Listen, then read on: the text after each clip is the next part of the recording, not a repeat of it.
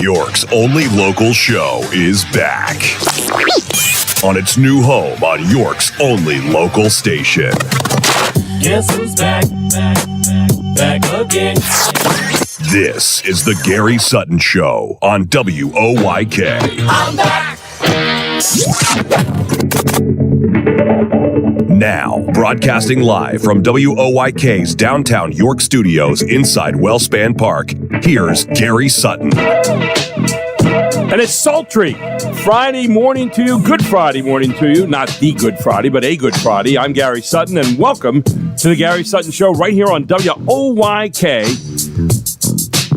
We are so happy to be with you here this morning, and it's all brought to you by Barley Snyder Law Firm. You can find them at barley.com. They feature a wide variety of practice areas, industry groups, and service teams geared toward one thing and one thing only, helping you achieve your business goals. And we are so proud to be twinned with them, and they are our presenting sponsor each and every day of the Gary Sutton Show. Mark McKenzie is here this morning, ever celebrating the Friday kind of attitude that is so important. It is. Which is, let's get out of town after this. And, the clock is ticking. Yeah, that's exactly right. Lots to do between now and then. Oh, my gosh. We have a ton for you today here on the show.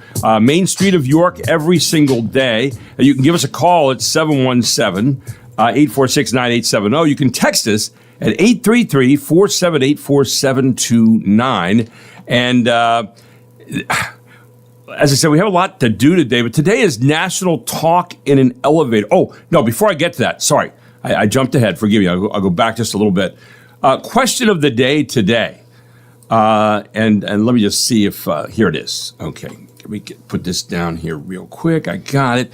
It's kind of a fun question. And I don't know why I didn't think about this before, but a very fun question.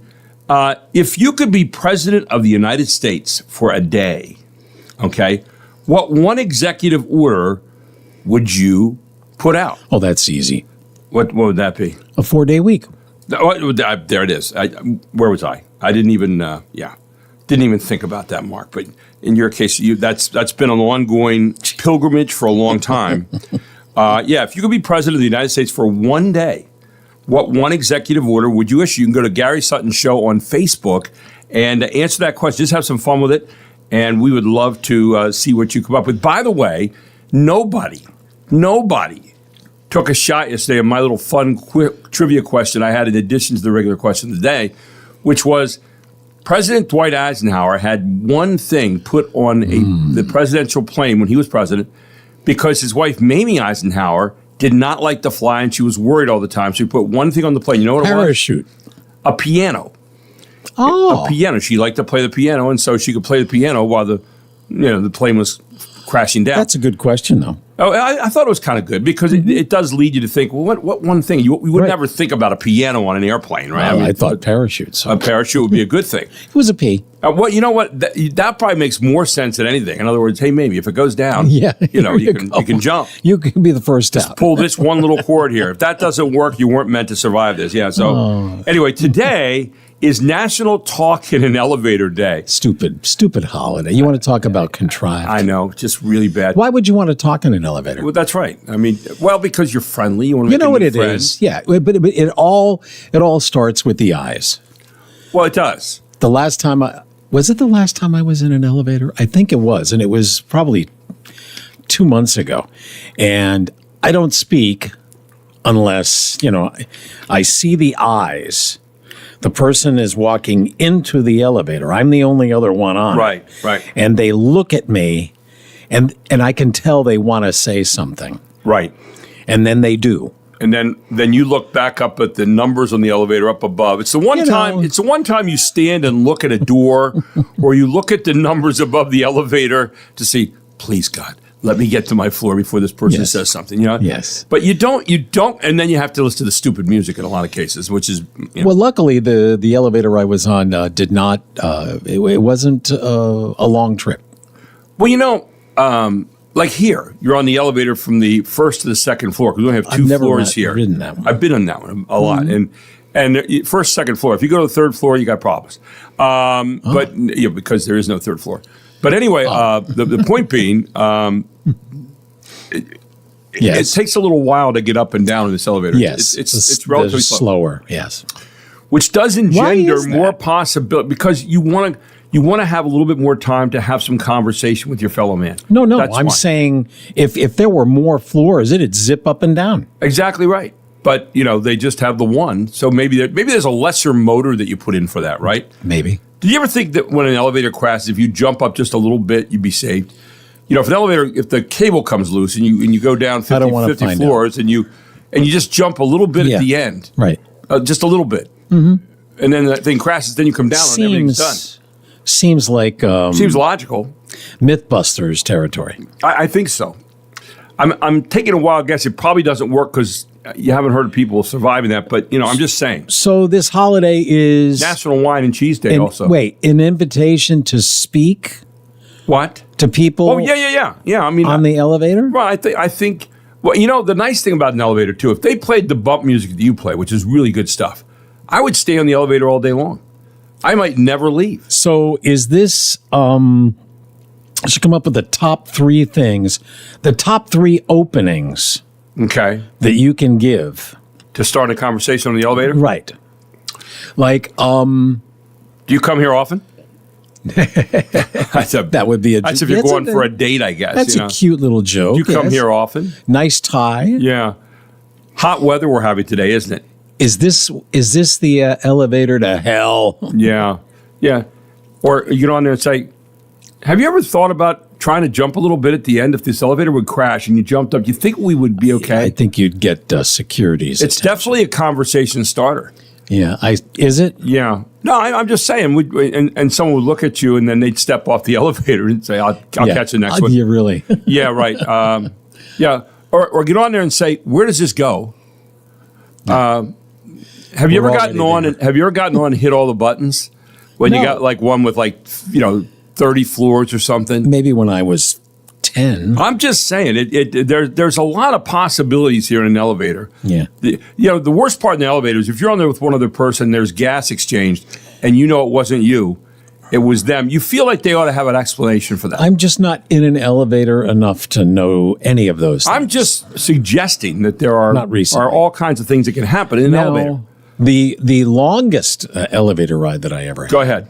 was the World Trade Center. Yeah. Did you go to the top? I did. Windows on the World. Yeah, I never went up that one.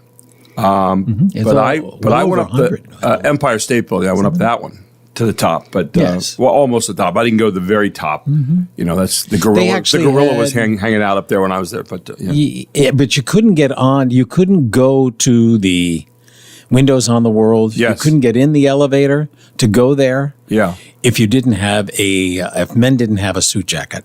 Oh, really? Yes. Okay. So it was formal, fairly formal. Yeah. Okay. Today is also National Hire a Veteran Day, which should be every day, by the way. Hire a veteran. They gave so much to us, and that'll be a priority for everybody. It says Health and Happiness with Hypnosis Day. Oh, Have you ever been hypnotized? yes, I was. Oh. Yeah. Did it work? Remember I used to have that hypnotic guy or the hypnotist on the show? I don't know if I It remember did that. for a while. Yeah, it actually did for a while. I got hypnotized about my putting. I actually had do a guy remember work that with it. now Yeah, you mentioned yeah, and it was fascinating. And he said, imagine when you're, because I was putting really badly Right. in my golf game. And he said, imagine the most comfortable place you could ever be. And I said, lying in a brook. And he said, okay, now when you're putting, just imagine you're lying in a brook and you are just there, or in a swimming pool, or whatever it might be, and you're just relaxing and you're thinking about wonderful thoughts, and then putt. So for a while, it worked really well until the pool got stagnant. So then, that was bad. That was it. Had to change the water. Anyway, 35 days to Labor Day weekend today also. But what else is happening today? You left out a bunch of others here. I know. Like System Administrator Appreciation Day. These people, they're the ones who keep the computer systems up and running. Yep. And when you get to them, Oh. things are not in a good place. that's right. But, who's going to get it back to being right? right. It's going to be them. So try to be nice to them today because they really do. Yeah, but we really need systems administrators. How many people do you think identify themselves as system administrators? I knew a couple, and I don't think they want people knowing. Probably not, because then they're going to get a plethora of questions. That's exactly right. Yeah. Okay. Now, it says here, and I'm trying to find out more, Thread the Needle Day. What is that about? It says the phrase has multiple meanings. It refers to the act of guiding a thread through the eye of a needle. Yeah, I already knew that. Metaphorically, it signifies a delicate balance between two opposing views or navigating through difficult situations. So what are you saying? You're saying that it could be anything? That you could, could be whatever you want. That's contrived. Now that you've explained it, that's a contrived. I am taking it out. Pull that out. That doesn't deserve any kind of national status. Food holidays. Go ahead. It's been pretty lame this week. And you know what? It's not a whole lot better today. All right. It does say National Hot Fudge Sundae Day. Oh, well, that's not bad. Now, it's got to be really good fudge, though. Yeah, it does. It has to be the kind that when it gets on there, it stays warm, it's thick, it kind of just, Not runny. Not chocolate sauce. No, don't try to run by us with that. That's exactly right. Yeah, we've been around that block before, so not up in here. Not up in here. And the other one is it's National Wine and Cheese Day. Yeah, that's the one I mentioned. You're a wine, you're a Moscato person. Yeah, but Moscato, a lot of people, when you say, what kind of wine do you like? I say, I love Moscato, and they look at you like you're some kind of heathen. Yeah. And you go like, listen, I just happen to like sweet wine. I'm sorry, I'm not a connoisseur like you. Oh, I don't even go that far. No, I just don't even, like for me, it's like, what kind of wine goes best with meatloaf? Is it red or white? I don't know. I just... every once in a while, a good Riesling. Oh, Riesling is good. Nice. That's a little sparkly. sweeter. Yes, it's sweeter. And, I like Riesling. But a very clean and clear and crisp taste. I'm a sangria guy, too. I love the mixture of different things. Yeah, I'm not a wine person. Generally. That's where I go. But anyway, so we got a ton of things going on today, and we'll get to a kind of thumbnail jumps around the news here when we come back on the Gary Sutton Show on WOYK. It is 6:16 on a Friday morning. Glad you're with us. Tell your friends. Get them out here, too. 98.9 FM and 1350 AM WOYK.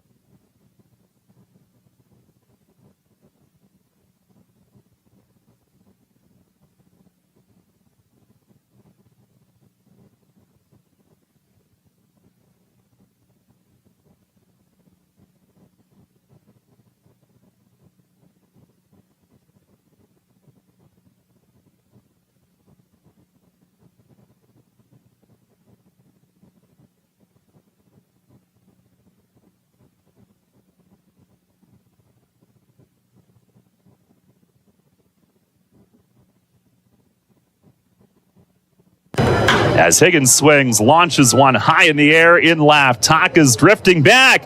He's at the track. He jumps. It's gone. Ryan Higgins has done it again. Towering home run to left center. 3 games in a row for him. And the Revs take the lead here in the 3rd inning. It is 4-3. Unfortunately, unable to hold on to that lead as Staten Island scored in bunches last night, won 9-7 over the Revs, which pushes them to second place just behind Lancaster, who won like 50-2 last night.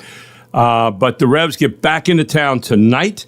Airtime for the game will be 6:10. First pitch will be at 6:30 tonight. So I'll get back into the winning ways here this evening, and hope they can get that done tonight. I will be with Daryl tomorrow and Sunday.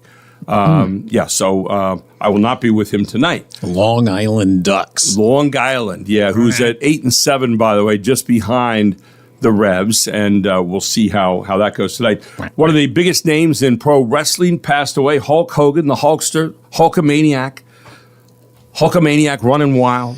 Yeah, remember the 6'7", and a huge guy, probably the most recognizable person I would think in pro wrestling over the years. Mark, would that be an easy statement? I guess I'm not a real Well, a lot of you might remember he's been in a number of movies too. The one that a lot of you remember would be like Rocky 3. Rocky 3. He won the Worldwide Wrestling Federation Championship that year, and the business reached heights it never had seen before. He was Thunder Lips in that one, where he beats up Sylvester Stallone, which is not bad. But he beats him up in like a Can you imagine celebrity match. Did they have scenes together? Yeah. Because Stallone's not tall. No, and he tossed Stallone around like he was a rag doll. But he was the biggest star in the history of professional wrestling and was instrumental in making it the multi-billion-dollar industry it is today. He had feuds with rivals like Roddy Piper, Andre the Giant, and Macho Man Randy Savage. They were legendary. And he was the only other wrestler before him or since him, aside from The Rock. He's been the most recognizable one in the world. So, and he was in TV business for a while with Hogan Knows Best, which ran from 2005, 2007 on VH1. So, had some controversy along the way. One was a sex tape that was partially leaked by Gawker.com in 2012, which he eventually sued, I think, and won on that. But the tape consisted of Hogan having sex with the wife of his best friend, who had loaned her out to him and filmed the action. Enough on that. Yeah. Wow. Yeah. So not without controversy. So the reason why he sued had more to do with letting the film out that was not supposed to be out for public consumption. But of course, everything else was approved by the adults. Speaking of cage matches, President Trump met with Jay Powell yesterday. They met over at the new building that is being built for the Fed, and Jay Powell, of course, the head of the Fed, and the president has, called him stupid and all kinds of stuff, and even threatened to maybe fire him. Yesterday, the two of them were there, and it was a couple awkward moments. The president said that the new building cost $3.3 billion, and Jay Powell said it was like 2.1. But they kind of got along a little bit, I guess you'd say. I watched some of it, and but the president did say he is not going to fire Jay Powell. Now, there was a question about whether he had the right to fire Jay Powell at all, or power, or the power. Well, that was the power to do that as president of the United States. And most people would say that he does not. The Fed is actually an independent agency, and so the president said yesterday, put it to bed, that he is not going to do that. Speaking of putting to bed, the Justice Department met with Ghislaine Maxwell yesterday, the consort of Jeffrey Epstein, who procured a number of the underage women for his use. And they met with her yesterday. Nothing came out about what they said. The lawyer I listened to this morning on an interview said, well, this is the first time the Justice Department has ever met with her. So there you go. Other than the prosecutors. Exactly. Ms. Comey, who was fired. Right. So there you go. So that's the Justice Department. This is was Comey in the Justice Department? Well, she was a lawyer, but I don't know if she was in the Justice Department. She was a prosecutor in the DOJ. Yes. Okay. All right. So and the guy Blanc, Todd Blanche, Yes. Blanche, the president's former personal attorney, is now the deputy attorney general. Right. And that's why he's allegedly doing this. Well, he's not allegedly, he is doing it. He did fire her. Yeah. I don't know if he fired Comey, but Comey was the one who prosecuted, I believe, both she did. Maxwell She was Epstein. So there's no prosecutor in federal government that knew more about this case probably than her, and they fired her. And now the president's former criminal defense attorney is interviewing this person in jail. You know, this is after. Right. I can't imagine this. Has this ever happened before? I don't know. I can't imagine. I don't know. I hope we'll find out what is said. We'll see. And is she going to tell all and all that kind of? They said that the lawyer that I listened to this morning on the interview, who represents her, did say that she answered every question that was asked of her yesterday. So whatever that means, but we don't know what was asked, and we don't have any transcript of what was said. And what's feared is by some that the president will pardon her. That there'll be some sort of deal, if she says the right things, that he will pardon her. That's the fear by some. Yeah. And that's why one thing to maybe watch for is whether the what do they call it, statute of limitations, is up on her crimes in another state. So for sure, Florida is not going to charge her with state crime, state crimes, but maybe like I don't know, New York. I think they spent a lot of time in New York. I think he also was in Ohio. He had a residence in New York. Yes, yeah, and I think he had a house in Ohio too. So. Also had a house out west in one of the Plain states. So, and that would be New Mexico. Yeah. So she would be covered in case. He pardoned her on federal charges. He couldn't do that, I guess, on state charges. Well, nobody's mentioned that yet, so we'll wait and see. Mm-hmm. Yep. So we'll wait and see. Ann Burrell, we talked about her death the other week, has been ruled a suicide. That's sad. Yeah, which is sad. Had to do with drugs. President Trump. Let's see what else. You made mention of Hogan in movies. Yes. And you also mentioned some of his other compatriots, like Roddy Piper. Right. And again, I was not a wrestling fan. Sure. But I remember when you said Roddy Piper, I said, you know what? There was a movie he made. Did you ever see the movie that Piper made? Unfortunately, honest disclosure, I have to say I did. Well, it was directed by John Carpenter, which, is not. You didn't like They Live? No. Really? No. I thought it was really cool where he wore these special sunglasses, and it allowed him to see that, like, a lot of people in the street were actually aliens. Wow. It was a fun movie. Yeah. And the only reason I watched it was because Rodney Piper was in it. Try to see. Yes. He did a good job, I thought. Yeah. President Trump, by the way, signed an order yesterday. This is one, making it easier to remove homeless people from the streets. Signed that executive order making it easier for cities and states to remove homeless people from the streets and get them treatment elsewhere. President's order asks Attorney General Pam Bondi to reverse judicial precedents and end consent decrees that limit state and local governments' ability to commit individuals on the streets who are a risk to themselves or others, according to White House fact sheet.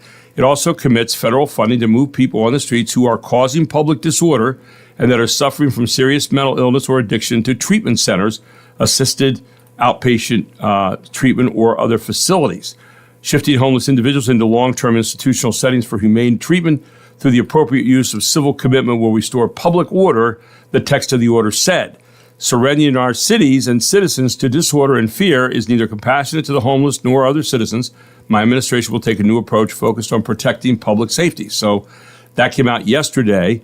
And it also asked Pam Bondi to work with the Department of Health and Human Services, the Department of Housing and Urban Development, and the Department of Transportation to prioritize federal grants for states and cities that enforce prohibitions on open illicit drug use, urban camping, and loitering, the White House said. The order was first reported by USA Today. So that's another thing that the president was doing yesterday. And finally, do we have time here? Oh, no, we don't. So we're right at the end of that. We'll try to get some of the stories a little bit later on because there are a lot of them out there today, and we may come back and revisit a few of them. But coming up next this morning, Ted checks on the media from this past week and what were they talking about. They had a busy week, too. Ted will give it all to you. He is the author of Saving the Beast, and he'll be right here on The Gary Sutton Show on WOYK, where it is 6:30.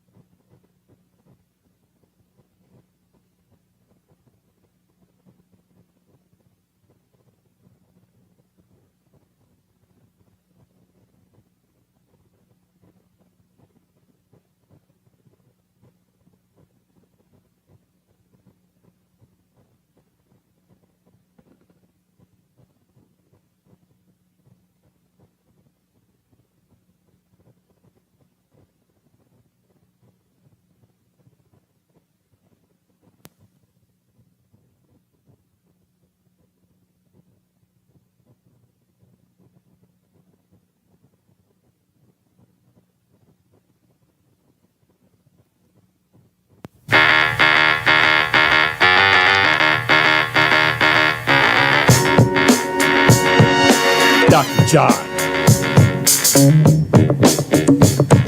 This guy had the worst voice for singing you'd ever hear, but it was really, this song was so cool. They used to use it on Monday Night Football here, and it's very funky. Yeah. See what I mean? And then you have like there you go. I've been in the right place, but it must have been the wrong time. I done said the right thing, but I must have used the wrong line. Yeah. I've been on the right trail, but I must have used the wrong car. Hit us in a The voice is not going to win a whole lot of awards, but the music, it's just a great. First of all, it's a great subject. I was in the right place, wrong time, and the second part is just the funky instrumental stuff behind it's pretty good. And what year today are we hitting? 73. 73, yeah. Yeah, we're just going a little over half a century, but picking out some notable songs. By the way, we'd be remiss if we didn't mention one of the local stories that was missed this morning, and we need to mention it. A 9-year-old died at Hershey Park yesterday at the Boardwalk Water Park. Our hearts break for this child and the child's family, quote unquote. Hershey Entertainment and Resort CEO John Lawn said yesterday they've not identified the ride at the Boardwalk, which is a whole, I think it's like 17 rides in there. Yeah, it's a water park. Yeah, so it's a whole water park. And they said the lifeguards attempted life-saving efforts after noticing the child was in distress at the Boardwalk, the park's themed water attraction.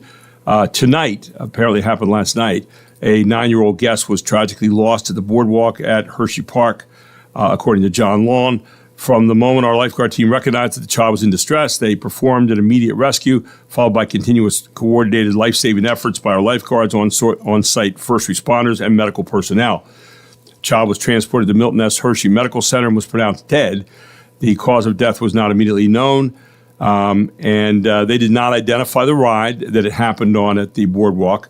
They also did not reveal the child's identity or any personal details out of respect for the family's privacy. And, of course, the Boardwalk features 16 different water attractions within the Boardwalk part, including the Whitecap Racer, a mat-facing racing water slide, and the Shore, which is a 378,000-gallon wave pool. I guess the thing that we'll be looking at is when did they notice he was in distress? Right. It's going to be the big thing. Right. And was there any way they could have done anything beforehand? I'm sure that's going to be in upcoming days part of the investigation. So we'll wait and see. You ever been in one of those things? I have. I enjoy water parks. I do. Mm-hmm. I've had a good time on them. You know what I don't like? I don't like the wave pools. I'm not a bit, for some reason they make me sick. I just, Really? a little nauseous. Yeah, I'm not a big wave pool fan. I went once. Okay. But I do like the ocean. So go figure where they got the originals. So the wave pools are, of course, generated by machines. But anyway, with that, we turn this morning to Ted Check, former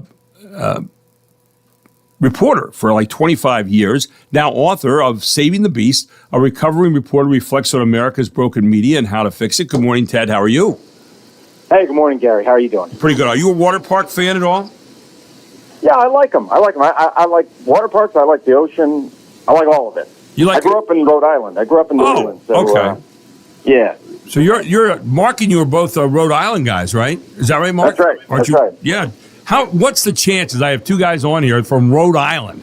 Like, it's not exactly the most populous state in the union, but here we go from Rhode Island this morning. So what? It's been an interesting week on the press. Looking back on it, what are you looking at this week? What kind of jumped out at you? Well, what I'm looking at is we still have the Epstein files. That, as I think I said last week, that's not going away. Right.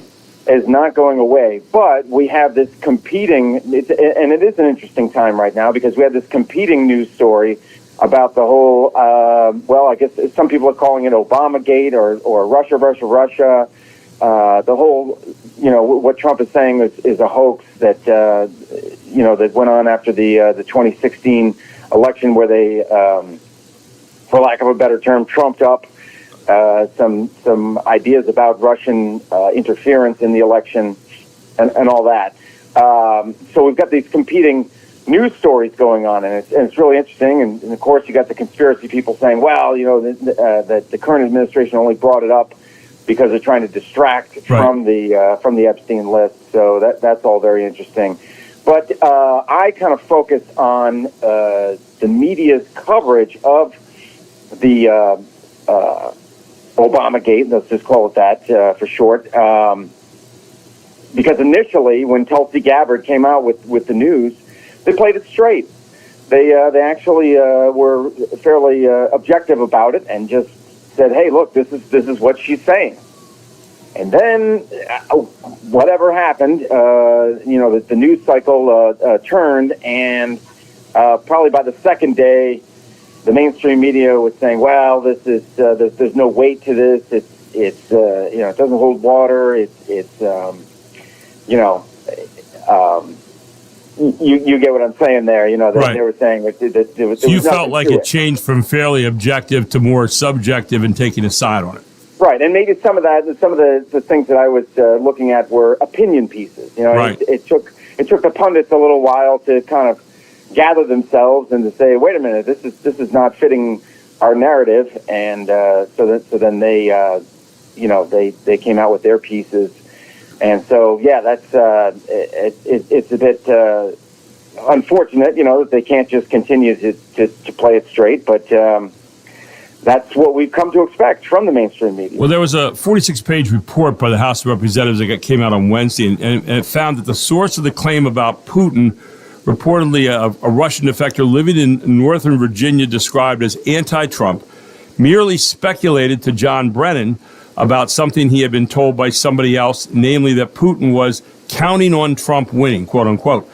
And so the report then drops a bombshell. It says the ICA participants interpreted the informant's phrase counting on several different ways. The report said many NSA and CIA officials viewed counting on as meaning the same thing as expected, which is much different than the language Putin preferred Trump, Brennan's 5 hand-picked drafters used in the ICA. The congressional review determined that the ICA did not cite any classified report where Putin directly indicated helping Trump win was the objective. And so the report then drops this bombshell. The ICA judgment on Putin's thoughts about helping candidate Trump does not stand if Brennan's single interpretation of the fragment from the tip that Putin was counting on Trump winning is wrong, because there is no other intelligence corroborating it. So they said there wasn't anything else out there that corroborated it, but they made a whole, thing out of that. That's kind of what happened this week. So, people... And I think for a lot of people right now who think they've got Trump on the ropes for Epstein, it's almost like, don't bother us with this right now. We're busy trying to get him over here. And so they'll dismiss that report as totally, pay no attention to this man behind the thing, look over here kind of situation. So your thoughts on that? Like I was saying, I mean, we've got two huge news stories. Yeah. And, I don't see, well, if you're wanting to kind of control things, I mean, you're gonna if you want one story out over another, if you want the media to pay attention to one story rather than another, you've got to come out with fresh news. Right. You've got to create that constant drip of news, and so it'll be interesting to see how that plays out. Right. Because we've got things going on in the background. We've got moves being made on both fronts. It's interesting, Ted, when you look at this, the problem that we have, and here, this goes to the very heart of reporting, I think, is that a lot of people want to conjecture, or they have wishful thinking, or they want to be able to say at the end, okay, here's what's going to happen. Because that's kind of what they want to happen a little bit. And you have to fight that.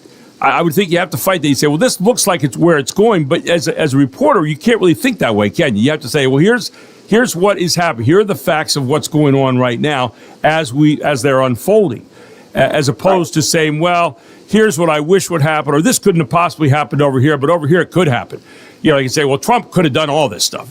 Trump could have been, there with Epstein. Or the other side, you say, well, Obama would have never been there. None of these guys, Brennan would have never been there. You can't see, again, that goes to the heart of sidism, as opposed to, let's just follow the facts, and wherever they lead, they lead. And if they don't happen to fit what I wanted or what I want, it really doesn't matter. It is what it is. And I think that's kind of what at least my yearning is. If you're gonna cover these two stories, then cover them, be factual, don't conjecture. Don't try to, use your words to somehow figure out and subtly tell people this guy was wrong, this guy was wrong. Just stay with the facts. It's a much simpler way to go, I think. Your thoughts? Absolutely. That's true journalism right there. That's what I call true journalism, is just letting the facts take you wherever it might be, and you take off your opinion hat and you put on your reporter hat, and you let the story unfold.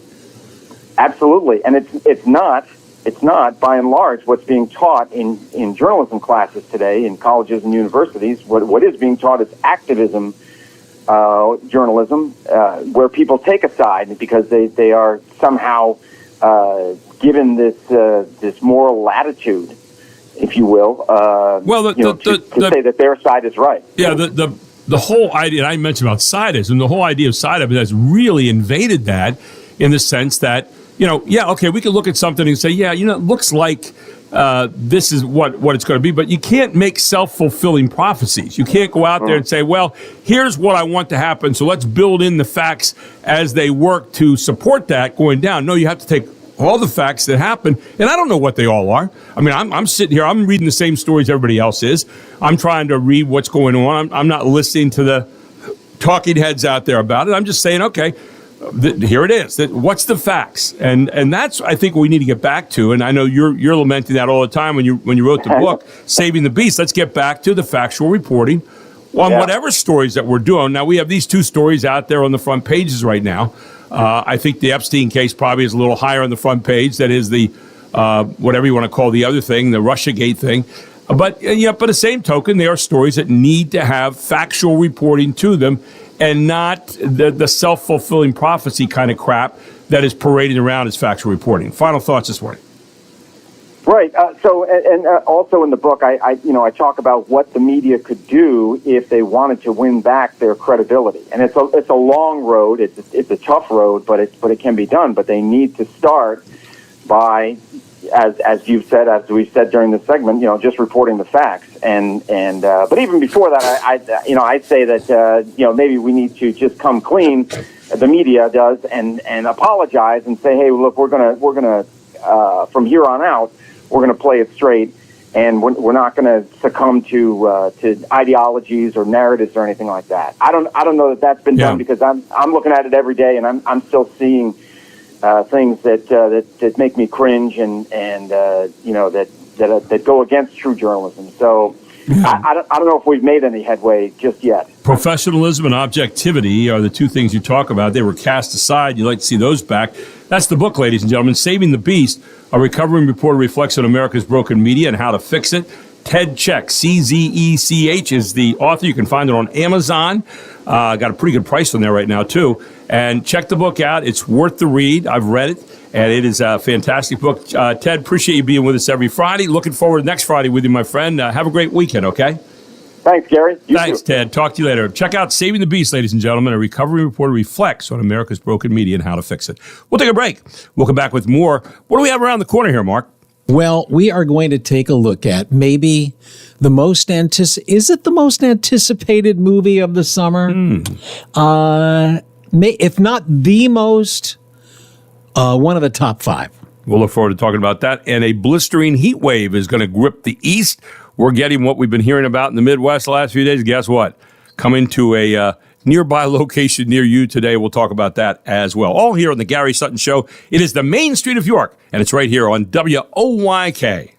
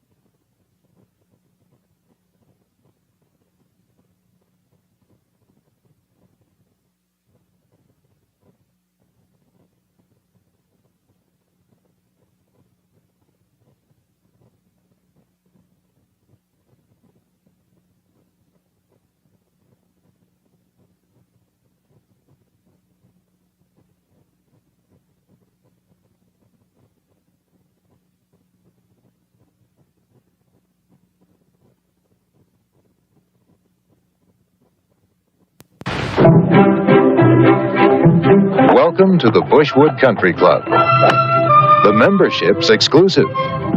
You think I'd join this crummy snobatorium? The help is outrageous. What? The madness is contagious. Bad language, fooling around on the course, poor caddying. What, this whole place? Caddyshack, starring Chevy Chase as Ty Webb, Who is that disgusting man over there? a sportsman who really knows how to score. So, what brings you to this nape of the woods, neck of the wave? How come you're here? Rodney Dangerfield as Al Servant, a big shot My dinghy's bigger than your whole boat! with an even bigger mouth. Hey, somebody step on a duck? Ted Knight as Judge Smales, a man of dignity and a sense of fair play. I've sentenced boys younger than you to the gas chamber. Michael O'Keefe as Danny Noonan, a caddy who wants an education and gets one. You take drugs, Danny? Every day. Good. Cindy Morgan as Lacey Underall. She's got a bad reputation, and she's working hard to keep it. You want to tie me up with some of your ties? Huh? And Bill Murray as Carl Spackler. Just a harmless squirrel, not a plastic explosive or anything, nothing to be worried about. He's not crazy about gophers, but he is crazy. License to kill gophers by the government of the United Nations. There you go. And introducing Mr. Gopher as himself. Which, by the way, became the head cover for many a wood in the United States. In the bag, yeah, the gopher. 45 years ago today. That is hard to believe. 1980, on this date, Caddyshack A good game. is released. That's Cindy Morgan, by the way. I just saw a picture of her the other week now at her age. That was like the only movie she was ever in. No kidding. Yeah, she was not. She didn't have any credits other than that. And but yeah, she there it is. And Ted Knight in that was hilarious. I mean, and of course Rodney was just Rodney. And Bill Murray. Bill Murray, so Great good. cast. Yeah, it was great. And Bill Murray's brother was in it, who's also the caddy master, by the way. And I play that. I play that there, right? Because it plays into the first story that we have this morning. Yeah. Right. Well, right now, anyway. As soon as I can figure out how to put this, there we go. Nearly 30 years after the original film, Adam Sandler returns in Happy Gilmore 2 on Netflix.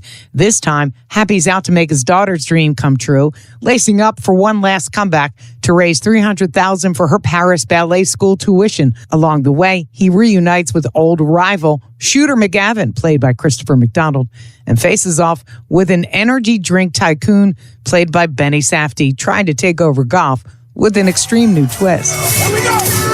Remember the happy place I went to? You go to yours.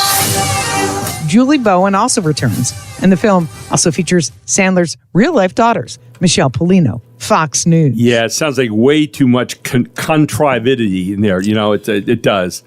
His daughters, he's paying for his daughter's ballet Here's school. the thing, though. Really? Is it in the theaters or is it like on Amazon I don't Prime or know. something? The fact that it's on is a concern for me. But Really? Caddyshack, okay. Oh, but I like Caddyshack, but Happy Gilmore did not sit well with me. But I don't know. why is that? Well, I don't know. The first one was okay. It just was silly. I mean, but not that Caddyshack was a serious piece of movie work there, but yeah, I don't know why. But I did like Adam Sandler. Adam Sandler at his time was wacky. I don't know if he's going to be good, and you know how it is with sequels. Yes. Hit or miss, Yes. and usually miss. But we'll see. Maybe I'm being too judgmental too early on this. I will keep an open mind. Yeah, I still don't see where it's it is being gonna- played. Yeah, whether it's actually in the theater. Yeah, and if it's not in the theaters, it tells you maybe about where. Well, I mean, they had a movie a couple of weeks ago with John Cena and Idris Elba, and I think it was called Heads of State. And at first, I thought that was in the theaters, but no, it was on one of the streaming services. Yes. And it was pretty good. I mean, for summer entertainment, comedy, spy thriller kind of thing, lots of special effects. I thought, I've seen worse movies in the theater. So instead of just sitting at home enjoying On a serious note, Yes. I went up to see Charlie Giroux yesterday. Of course, who's been on our show a lot over the years, and he is confined pretty much most of the time now to a wheelchair, and he's at the at Hershey. And I wanted to. I asked him what he has, and it's called ACNA vasculitis, and I have never heard of it. Me Apparently, neither. it's a very, very rare disease. And I said, what causes it? And he said that no one knows. He said it's a group of rare autoimmune diseases that cause inflammation of small to medium-sized blood vessels. This inflammation can restrict blood flow, potentially damaging organs. The condition is characterized with the presence of, and it has a long name. I don't know what this is where they get the ANCA, and you can see why they call it ANCA. Antineutrophil cytoplasmic antibodies, ANCAs, in the blood. And it's very rare, but in Charlie's case, it's affected his heart, it's affected his kidneys, it's affected his fine motor skills in his hands.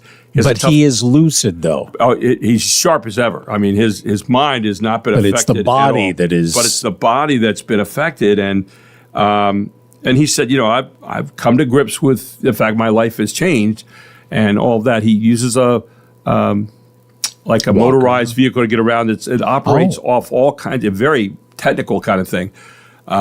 I'd be having to sit there because I wouldn't be able to operate the whole thing with all the stuff that's going on there. But it's, I did want to give you his address. And I said to him yesterday, I said, do you mind if we put this out? Because there's a lot of people that know you or listen to you over the years. He goes, not at all. He said, I've been very open about this with people. And he said, people know where I am. In 6 months, he has been in the rehabs and the hospitals, almost passed away.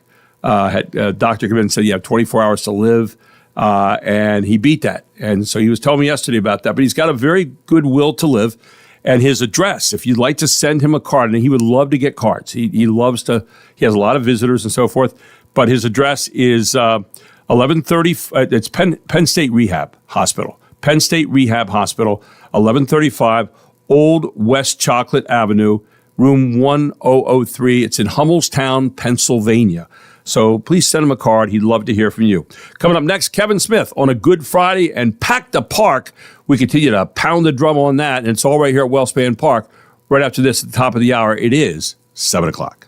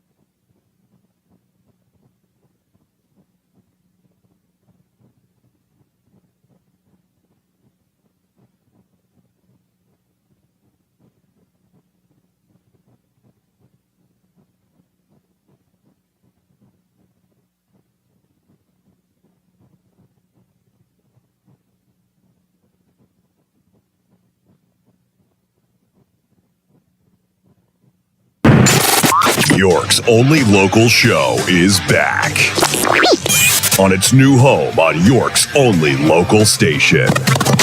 Guess who's back? Back again. This is the Gary Sutton Show on WOYK. I'm back. Now, broadcasting live from WOYK's downtown York studios inside Wellspan Park, here's Gary Sutton. And welcome back to the Gary Sutton Show on WOYK, the Friday morning edition where it is 7:05. Here the 25th of July, 2025. That's 7/25/25 if you'd like. All brought to you by Barley Steiner Attorneys at Law. And by the way, they use what they call Practice Excellence. Now, that's a client service initiative where all members of the firm are committed to constantly increasing their capacity to provide excellent service, professional quality, and outstanding value to their clients. Practice Excellence includes uniform practices and procedures, quality control, and continuous process improvement based upon lean process improvement and performance management systems. In other words, ladies and gentlemen, in layman's terms, they're always trying to get better, and they're using very high standards to do that. This hour, by the way, brought to you by kindnessworldwide.org. Kevin Smith started that out of One Kind Act, and it has gone worldwide. He started it here in York. York is kind of the epicenter of the whole kindness movement. And every Friday here on the Gary Sutton Show is a Good Friday. His started on the Good Friday about 3 years ago, but a Good Friday is something we talk about every week, be it a good day. Mark always likes it as a Good Friday because it's the last day of the week. But anyway, Kevin's here with us this morning on a Good Friday. Good morning, Kevin, and a happy Good Friday to you. Well, thanks. Same to you. It's a great day to see the good and be the good and go the extra mile in being it. Yeah, we look at what's coming up here on August 7th, and we're getting closer to the time. It's a Thursday night. It's right here at the stadium at Wellspan Park off Brooks Robinson Plaza, right here off George Street. And we are inviting everyone within the sound of my voice to come on out here and be part of a very special gathering. Tell people a little bit about that maybe haven't heard about it before, or maybe heard about it but forgot some of the things that are going to be happening that night. Well, August 7th is going to be a great evening to make a statement as a community as to what this community stands for. This is a culture of kindness in York County. It's the epicenter of what's become a global movement from an act of kindness that occurred right here in York County. So it's a great opportunity, really a unique opportunity for this community to literally make a statement by not only standing up for kindness, as it's known to do throughout the year, but to show up for it. And so we are going to have the first of its kind, so to speak, kindness-themed professional sports event at the York Revolution game that evening called Pack the Park for Kindness. A portion of the ticket price will be applied towards a kindness pool, kindness prize to benefit nonprofit organizations in the Give Local York ecosystem. We're partnering with Give Local York for this event, and we're going to infuse kindness throughout the fan experience that evening. A lot of surprises. The players will be wearing special caps. There's going to be logos emblazoned on the field, stencils. We're going to have various things throughout the game, messages of kindness between innings, hopefully getting the players engaged. They're going to play a game. It's still a game to play. They're professionals, but just little things to show signs of kindness, mindful acts of kindness, and have everyone leaving that game that evening with just knowing they witnessed something special, have a good experience. Regardless of the final score, everyone's going to go home a winner because with kindness, everybody wins. You know, when you look at this so far, you have run into some people who have, you're trying to put the word out there. You're trying to write, op-eds, things like that. And yet even people like our local paper won't pick that up. I wonder why that is. I don't quite understand why people aren't getting it. And I said something to somebody the other day that I was talking to. I said, why wouldn't that be just a natural good news story that someone's trying to push kindness in the community? What's the problem there? And they said, we don't get it sometimes. We don't understand the message at the end. And I think the message, and you and I have talked about this a few times now, the message is that you can control certain things in your part of the universe instead of sitting around and complaining about the things you can't control, which are in other parts of the universe, right? Absolutely. Well, along those lines, I mean, as you know, we've had many conversations. It's been frustrating at times because there's a very wonderful story here. It's a positive story. It's a type of thing that will uplift people, that people need to hear about to be inspired. And this is a wonderful event for this community. So it's been a challenge to get the word out. And I've often said about one of the many frustrations and struggles behind the scenes for me is to try to get others to see what I see. As the potential, I always say there's magic in our midst and miracles as our destiny. And I see it and I see what's happening. But a friend really hit home to me recently. He said, Kevin, it doesn't matter that they see what you see. No one will ever see what you see. He said, Kevin, what matters is that they see what you do. Right. And it's just as a reminder to focus on what I can control, not dwell on what I can't.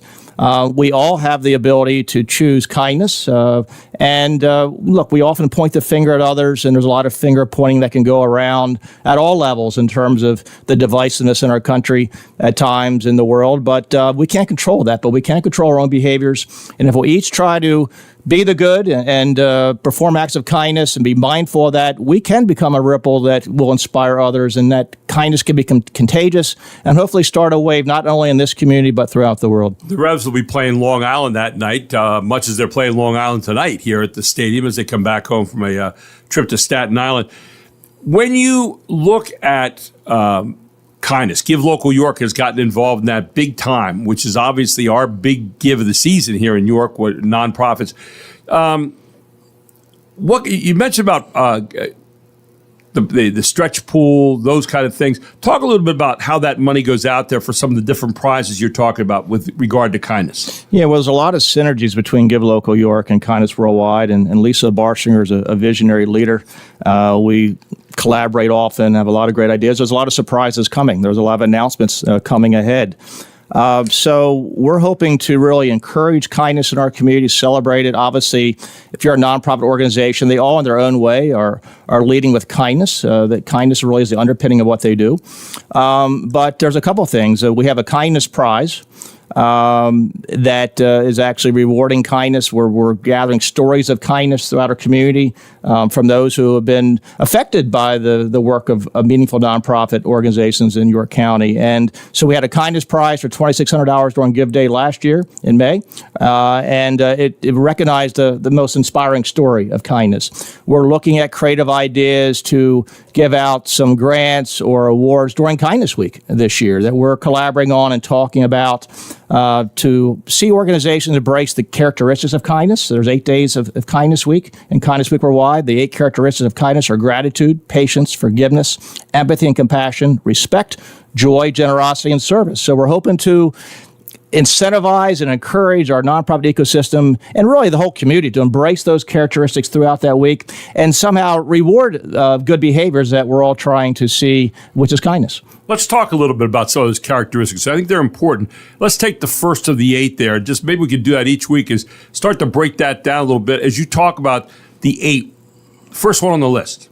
Well, the first one is gratitude, and it's listed first for a reason. It's really the foundation, the underpinning of this whole adventure.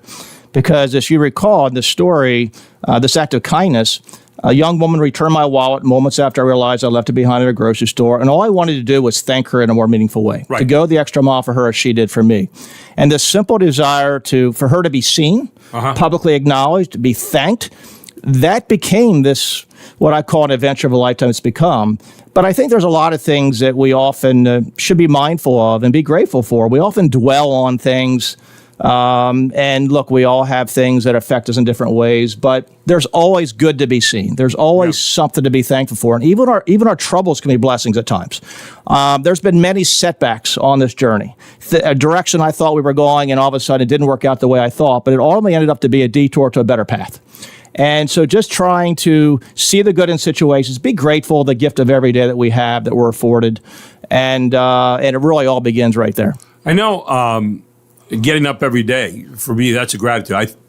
In my case, I thank God for that, and then I move on. But I'm thankful for like every moment, every day, every opportunity, just about every activity during the day. And I think sometimes, and not to sound corny in this at all, but I really believe this: you live each day like you live an entire lifetime. I mean, just savor it, pack it in, linger on it, whatever you want to do. But it's so important, I think, to instead of going out and saying, "Oh no, here we go again. Oh, it's another day." You go out there and you say, "Man, I can't wait." Man, the world's waiting out there for me. Here we go, and let's get at it. And I know there are a lot of things that get in the way. I know, like we were talking about Charlie's illness here a moment ago, things like that. And yet he's still trying to make the most out of his day every day. He's still grateful for life. He said, if I get back home and I can use my hands, he said, I know I can get some more things done. He said, my office is working really well. My business is working well, but I want to get back there. And so he said, I'm like a caged lion right now. He said, it's tough because he said yesterday, pray for patience for me. Well, gratitude to want to get at life, even when things are in the way, is really an important thing. And I think you make a great point there. And patience is another characteristic of kindness, by the way. And you really hit it home. I mean, every day is a gift, and we often take it for granted. And I look at it, I'm a go big or go home kind of guy. And I look at life almost like it's a game of life. And I just want to, we all have a limited number of days on this earth. And I want to just leave it all in the field and look back with no regrets because life is precious. It's fleeting. It can change in an instant, in a heartbeat in many cases. Yeah. And so I think if we all look at it that way, regardless of our situations and what we're dealing with, we all deal with challenges and adversity, but just every day embrace it for the gift that it is. Try to see the good in the day that we've been afforded, which many people don't have that precious gift. Right. And just try to be the best version of yourself you can be in each day. And if we do that, our world will change. Our mindset will change. Our outlook will change. It'll also positively affect other people's lives as well, because positivity begets more positivity. Be someone that lifts up the sails of others when you walk in a room, not take the wind right out of it. And it's all relative and to where you're at. By the way, Kevin and I did a little film the other day. It should be out there now on my Facebook page at Just a Voice on Main Street. Check it out. And it talks a little bit. Kevin and I did it here at the stadium. And we've also got some other things out. It'll be out in social media the next couple of days. But Kevin, just to kind of summarize here, August the 7th, I think all the activities start around 6 o'clock. Is that right? Pre-game festivities at 6, and there are a lot of information. You can buy tickets at kindnessworldwide.org. Right, kindnessworldwide.org. Go in there now. They've got a countdown clock for it. Hit the tab. You go down there. You can actually get tickets for the game. You can also do that through YorkRevolution.com if you use that site a lot too, which I do, obviously. But kindnessworldwide.org is the place to go. You can find out more about what Kevin's work's all about, where he's been, what they're doing, the kinds of things that are happening elsewhere. But York is the epicenter. Kevin's from York, and there's a lot of kindness going on. We just sometimes don't see it because of all the blizzard of negativity that happens in the world. But I think here in York, I see a lot of kindness every single day, and continue to try to emphasize how important that is in a world that sometimes maybe doesn't really think about it enough. Thursday, August the 7th, Ground Zero for Kindness will be Wellspan Park. Come out and join me. Come out and join Kevin that night. Come out and join all of us in getting together and making a statement about kindness for the community by packing the park here at Wellspan Park. On that night, we play the Long Island Ducks that night, much as we are tonight. They're coming in here into town tonight. But, we'll be playing them on that night on Thursday, August 7th. Let's all plan on getting together as a community and celebrating kindness. Kevin, thanks so much for sponsoring this hour and also for a Good Friday and all the work you're doing in the realm of kindness. Well, thank you, Gary, for being such a champion of this effort. Look forward to seeing you and the entire community pack the park on August 7th. There it is. Kevin Smith, pack the park, be out here August 7th. And Kevin, thanks so much. We'll see you Monday. Kevin Smith here on the Gary Sutton Show on WOYK. Check him out at kindnessworldwide.org. I am Gary Sutton, back with more right after this. And Mark, you got something for us? Fox Sports Update. Oh, yeah, Fox Sports Update, and maybe even some news you might have missed. We didn't. We'll catch it for you here on the Gary Sutton Show on WOYK.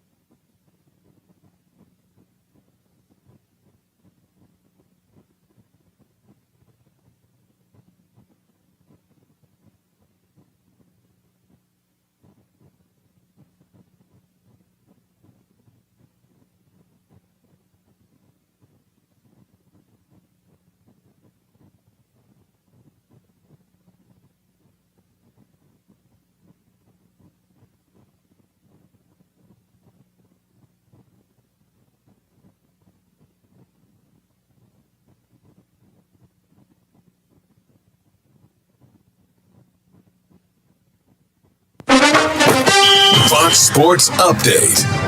The Toronto Blue Jays, red hot. I'm Jared Max. Now 4.5 games atop the American League East over the Yankees. The Toronto Blue Jays won for the 19th time in 24 games Thursday. The Blue Jays beat the AL Central leading Tigers 11-4. Detroit has lost 10 of its last 11 games. Toronto, a half game behind Milwaukee for the best record of the major leagues. AL West leading Astros beaten 5-2 by the Athletics. The Orioles defeated the Guardians 4-3.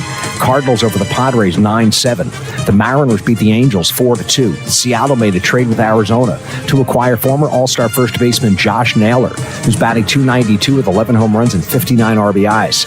The baseball trade deadline is less than a week away, July 31st. Yankees prospect Spencer Jones hit home runs in his first 3 at-bats Thursday in a game for AAA Scranton Wilkes-Barre. Jones, who's 6'7", leads the minors with 29 home runs. A 2-time Gold Glove winner at shortstop, 35-year-old Nick Ahmed announced his retirement Thursday. Ahmed played 10 seasons with the Diamondbacks. Then last year, he split time between the Giants, Dodgers, and Padres. Ahmed played 5 games this season for the Rangers. On social media, he wrote, "For as long as I can remember, all I ever wanted to do was play baseball. I got to live out my childhood dream and play for a very long time." After 18 years in the majors, relief pitcher Jesse Chavez announced his retirement at age 41. Chavez holds the MLB record for having been traded more than any other player. 11 times Jesse Chavez was dealt. He played for 9 different teams, career record 51-66, a 4.27 ERA. He made his last appearance July 13th for the Braves. Chavez said, "This has been a great ride and way more than I ever expected from a 42nd round draft pick." NFL, Las Vegas Raiders are going to release veteran defensive tackle Christian Wilkins. You can listen to and follow the Fox Sports podcast at foxsports.com or wherever you get your podcasts. I'm Jared Max. Get more on the Fox Sports app and foxsports.com. And welcome back to the Gary Sutton Show here on WOYK. And Mark McKenzie with you. Time for some news you might have missed, Mark. And then this is news. It's a little tongue-in-cheek. News that maybe isn't all true. Okay, but it's based on events that happened during the course of the week. For example, I read this morning, Krispy Kreme and Crocs unveiled a shoe collaboration. Now, isn't that an odd fellows right there? Krispy Kreme and Crocs unveiled a shoe collaboration. It's great news for all 6 Krispy Kreme customers who can see their feet. So that's what, that's good news. It seems like that would be good news, right? Let's see what else we have here. More than 70% of teens have used AI for companionship. The other 30% use Leonardo DiCaprio. So he's been known to date some younger people. Yeah. Let's see what else. 63% of people find AI trustworthy for medical advice. But remember, America, computers aren't real doctors, just like Phil. Okay, right. Yeah, Dr. Phil. Where else are we? Let's see. A Japanese toy company released fake pistols capable of firing real ammunition. What? So we know where Alec Baldwin's filming his next movie. It's going to be Japan. Yeah. Oh, really? You can do that. Anyway, the price of beef is up big. Yes. 8% since the beginning of the year. So that's big. It's times like these when President Trump wishes he had more MLK files to release. Okay, it's just we're kidding, obviously. The Trump administration wants to accelerate AI innovation, mainly so they can make more fake videos of Barack Obama getting arrested. So that came out this week, which was kind of nuts. A new study shows pedestrians now walk faster. Unless they have on Krispy Kreme Crocs. Unless you're late for work and they're right in front of you. And so that's what happens. Let's see. Today is National Talk in an Elevator Day. Now, Mark and I talked about this morning. Very important. Not to be confused with National Listen to Music in an Elevator Day, which celebrates Coldplay. It's National Talk in an Elevator Day. Although, if I'm honest, when it comes to activities in elevators, maybe you'd rather follow the Aerosmith model. That's a whole nother story. Yeah, that's for sure. Jeez. Let's see what else we have. Hulk Hogan died. He joins his hairline, which has been dead since 1987. He was 71, but remember, that's 8,000 in professional wrestler years. That's true. Yeah. How often does that happen? Yeah, exactly right. His death leaves fans torn to pieces, so now they know how his shirts feel, because he used to do that on a regular basis. And there you go.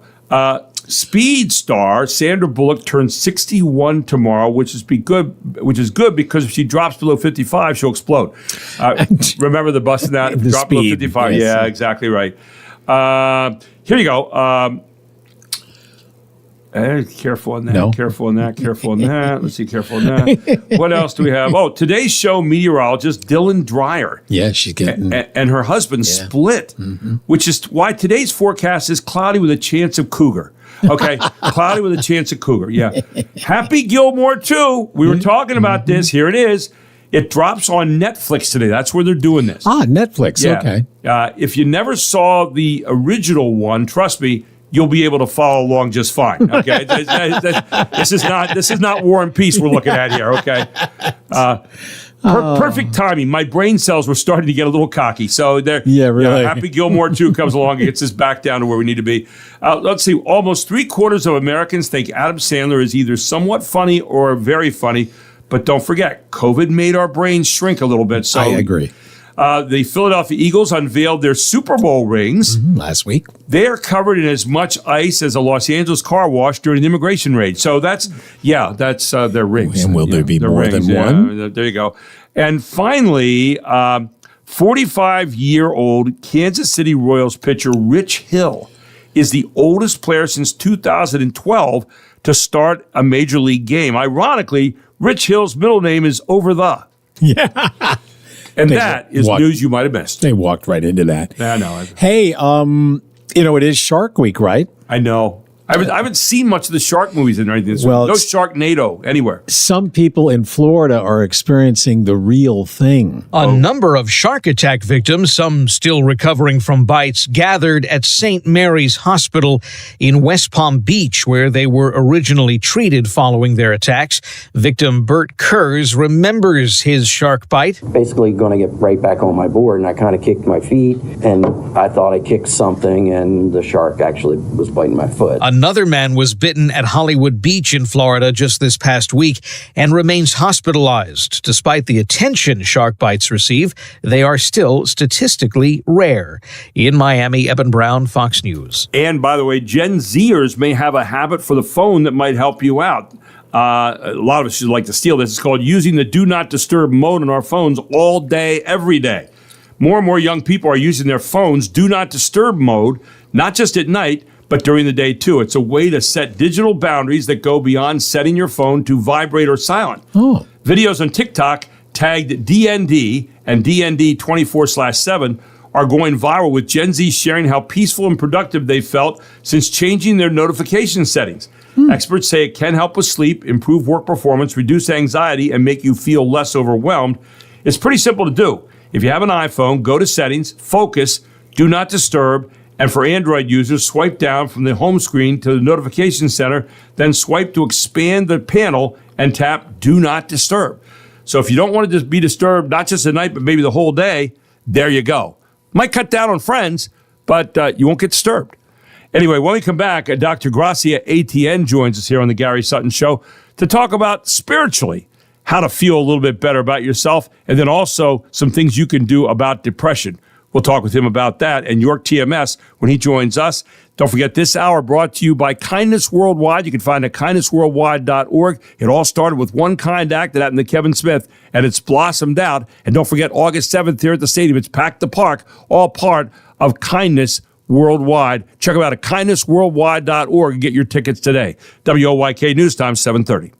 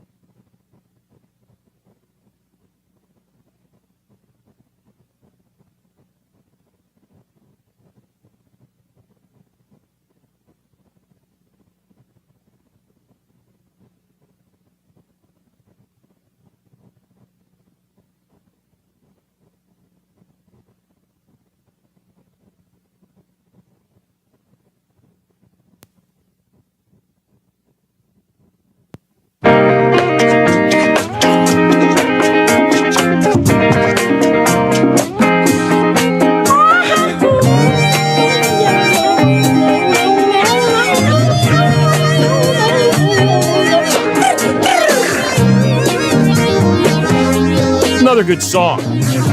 That's a good year, wasn't it? It was. What'd you say? It was 1973? 73, a good year. By the way, have you checked your battery lately? Well, Mitsubishi, the GM Balvo Mitsubishi, wants you to know that you should be checking your battery right now. High temperatures like we're going to have today can drain your battery faster than you think. And if your battery is more than 3 years old, it might be time for a checkup. Keep an eye out for slow starts and dim lights, okay? And GM Balvo Mitsubishi brings you that tip this morning. And I want to remind you that GM Balvo Mitsubishi is rocking right now. That's exactly right. They just purchased the dealerships down there, Mitsubishi and Kia, on the corner of Roosevelt Avenue and Route 30 in York. And you can finance the 2025 Outlander at 0% APR for 60 months right now. Do you know that? Yeah. You can also enjoy rates as low as 2.99% APR for 48 months on the 2025 Eclipse Cross. Great car. You know, I just bought my 2024 Mitsubishi Outlander down there back in February, and I have been nothing short of ecstatic. I'm loving it. Great on gas, great on room, great on putting my golf clubs in the car, great on putting the seats down and getting a lot of other stuff in there as well. I love the keyless entry. I know a lot of people had that for a long time, but I'm Rip Van Winkle, late to the dance, and I love getting in there and not having to put my key in all the time. So there you go.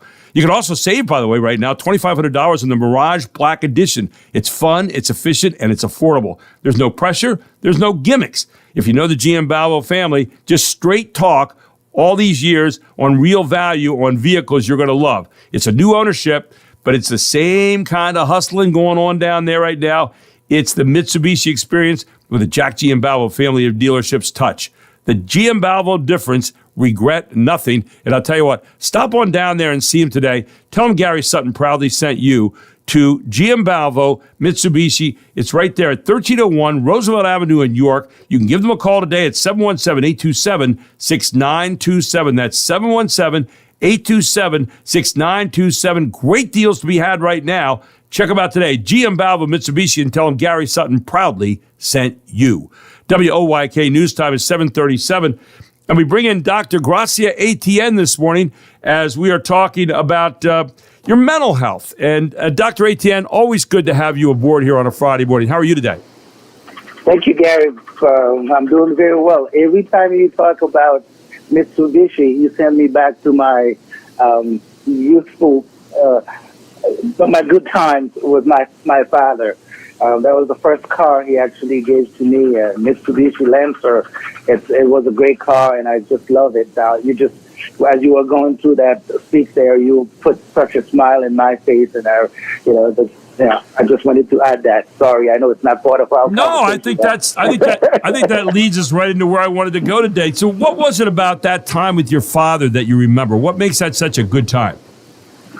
My father was actually a disciplinarian, but he was a loving, kind disciplinarian. Yeah, he was always there for us, and I think his presence in our lives, that's what made the difference. We knew, from as far as I can remember, he's someone that we can count on.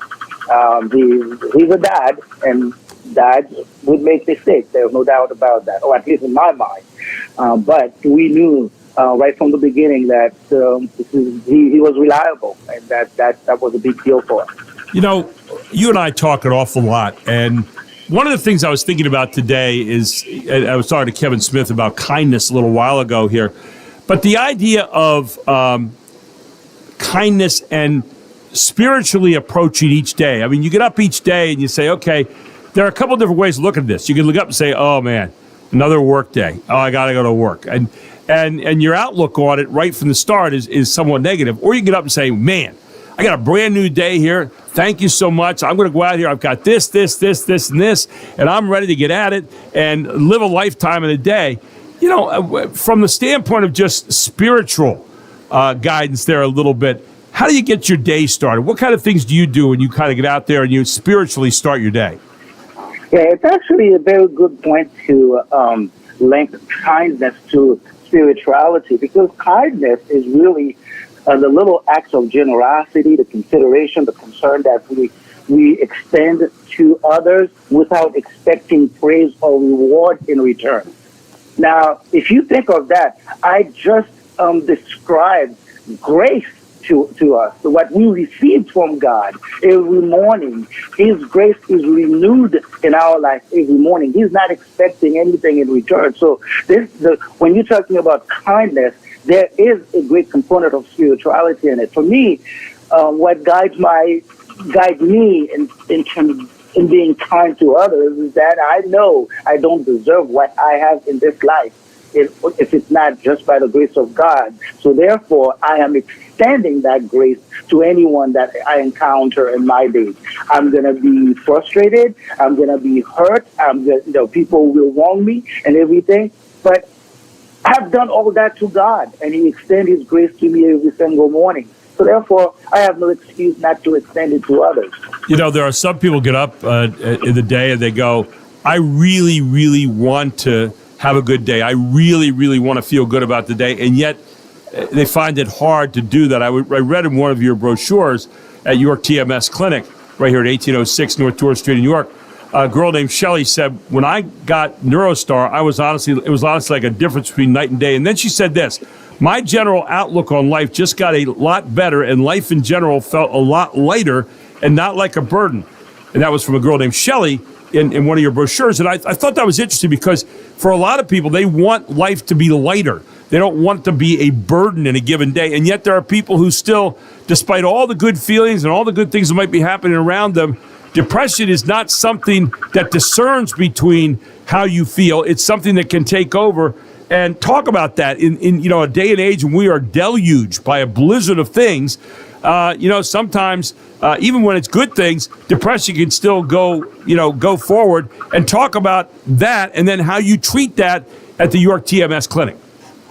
Yeah, psychological stresses can make things very challenging in life, whether it's something that just happened or something that had happened in the past that continues to actually be a burden on our mental health.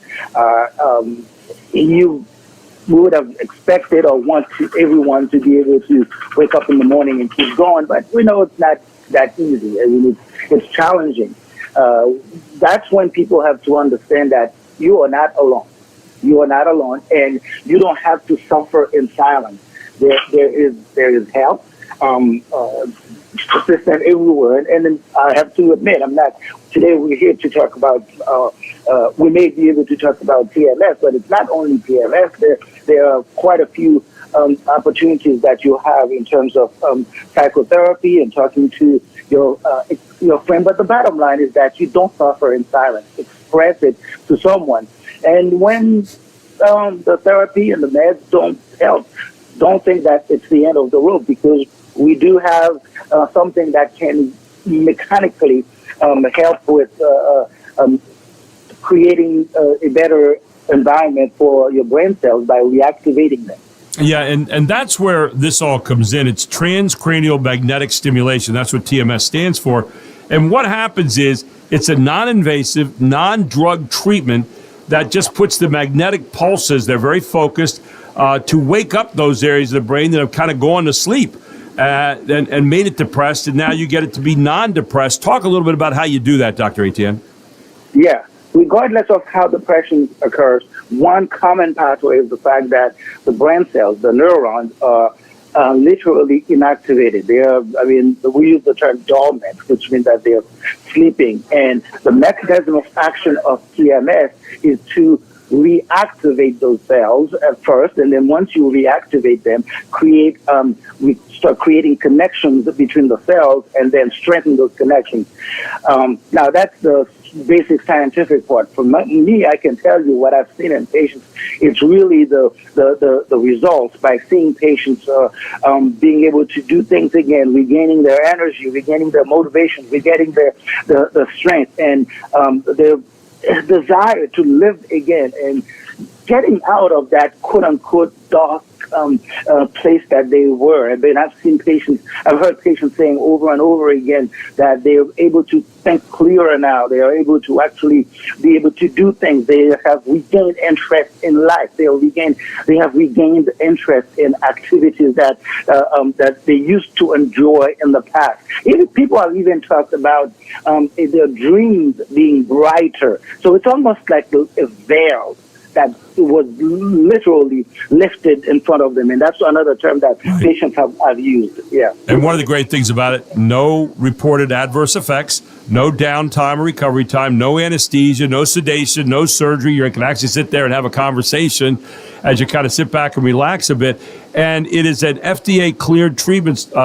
And right now, you can get information on that free, stopping by 1806 North George Street right here in York. It's the York TMS Clinic. You can give them a call at 717-699-7361. That's 717-699-7361. And if you want to find out more about York TMS Clinic, go to yorktmsclinic.com. That's York TMSclinic.com. Or you can go to neurostar.com and find out about how that operates, neurostar.com. And here's the neat thing, and Dr. Etienne can back me up on this, you don't need to have a referral from another doctor. You can go there yourself, and it's something you can do yourself in finding out that information and getting treatment. Right, Dr. Etienne? That is correct, Gary. I think that if anyone suffers from depression, or honestly, even if you think that you suffer from depression, or if you have someone, you know someone who suffers from depression, you almost owe it to yourself to have to check it out, because that's another knowledge base out there that you need to be familiar with. And in fact, talking about how well tolerated that is. When we started this conversation, I was treating one of my best friends who was on the chair. I don't know if you heard the little clip. I did, yeah. Yeah, so I was just taking care of her. So I think it is very well tolerated. There's absolutely no a negative impact on your cognitive ability. You can just get your treatment and go finish your day, or do whatever you have to do for the day, and then come in and get your treatment. No need for, obviously you can get a referral from your health providers, but that's not really necessary. If you stop by, get the information, and make a decision on your own. They have brochures right there inside a whole packet. You can find out more about it. Dr. Etienne is always glad to talk to you about that, along with the other people who are there. Very well qualified people. Give them a call today. Set up an appointment. Just stop by. 717-699-7361. They're at 1806 North George Street right here in York. And it's not, putting anything on any other treatment, but sometimes you go through a lot of those and still not quite have it where you want to feel like the world is a little lighter place and the days are a little better. So check it out today. York TMS Clinic. It's the NeuroStar treatment. Give them a call today again, 717-699-7361. Tell them Gary Sutton proudly sent you to York TMS Clinic. Dr. Etienne, thanks for all you're doing for people, and we look forward to talking again next week, my friend. Thank you, Gary. Appreciate you. Thank you. Dr. Gracia Etienne, appreciate you, really. And doing some great work over there right now. And if you know someone has depression, this is another thing that you can use that is having some great results. We'll take a break. We'll come back with more here on the Gary Sutton Show. Mark, what do we have next? Well, probably a top story locally. We mentioned it last hour, got a few more details from Fox News. All right, and that it is a very important story. We'll have it for you here on the Gary Sutton Show on WOYK at 748.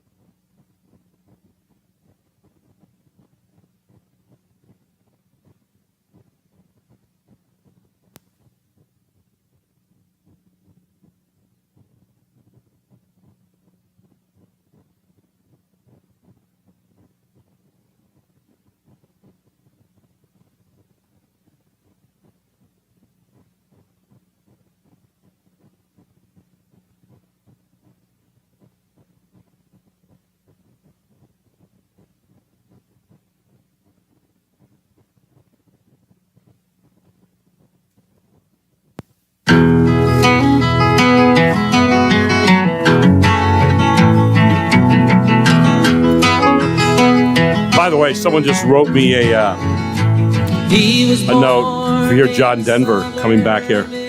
And they ask, would you give the address again for Charlie Giroux? And I'll put this up on Facebook also, but we were talking about Charlie Giroux, very sick, and would be great to send some cards and letters, and just has to be a friend of mine. I mean, anytime someone comes in, I can do that with people. But Charlie Giroux, Gerow, Penn State Rehab Hospital, and it's 1135 Old West Chocolate Avenue, room 1003 in Hummelstown, Pennsylvania. And I don't have the zip code for that, but you can check that out. Just look it up at Hummelstown, PA. Charlie Giroux, Penn State Rehab Hospital, 1135 Old West Chocolate Avenue, room 1003 in Hummelstown, Pennsylvania. And I'll put that up on Facebook on the Gary Sutton Show today, so you have that as well. But, Mark, I know we got a story this morning that we're following that has a little bit more information on now. 17036 is the 17036. Thank you, Mark. Appreciate that. Yeah. So this story happening, we learned about it last night. A little bit more details from Fox News. Hershey Park officials making the announcement in a statement Thursday night, saying a 9-year-old child had lost their life at the boardwalk, the park's water attraction. The child has not been identified and the cause of death not announced.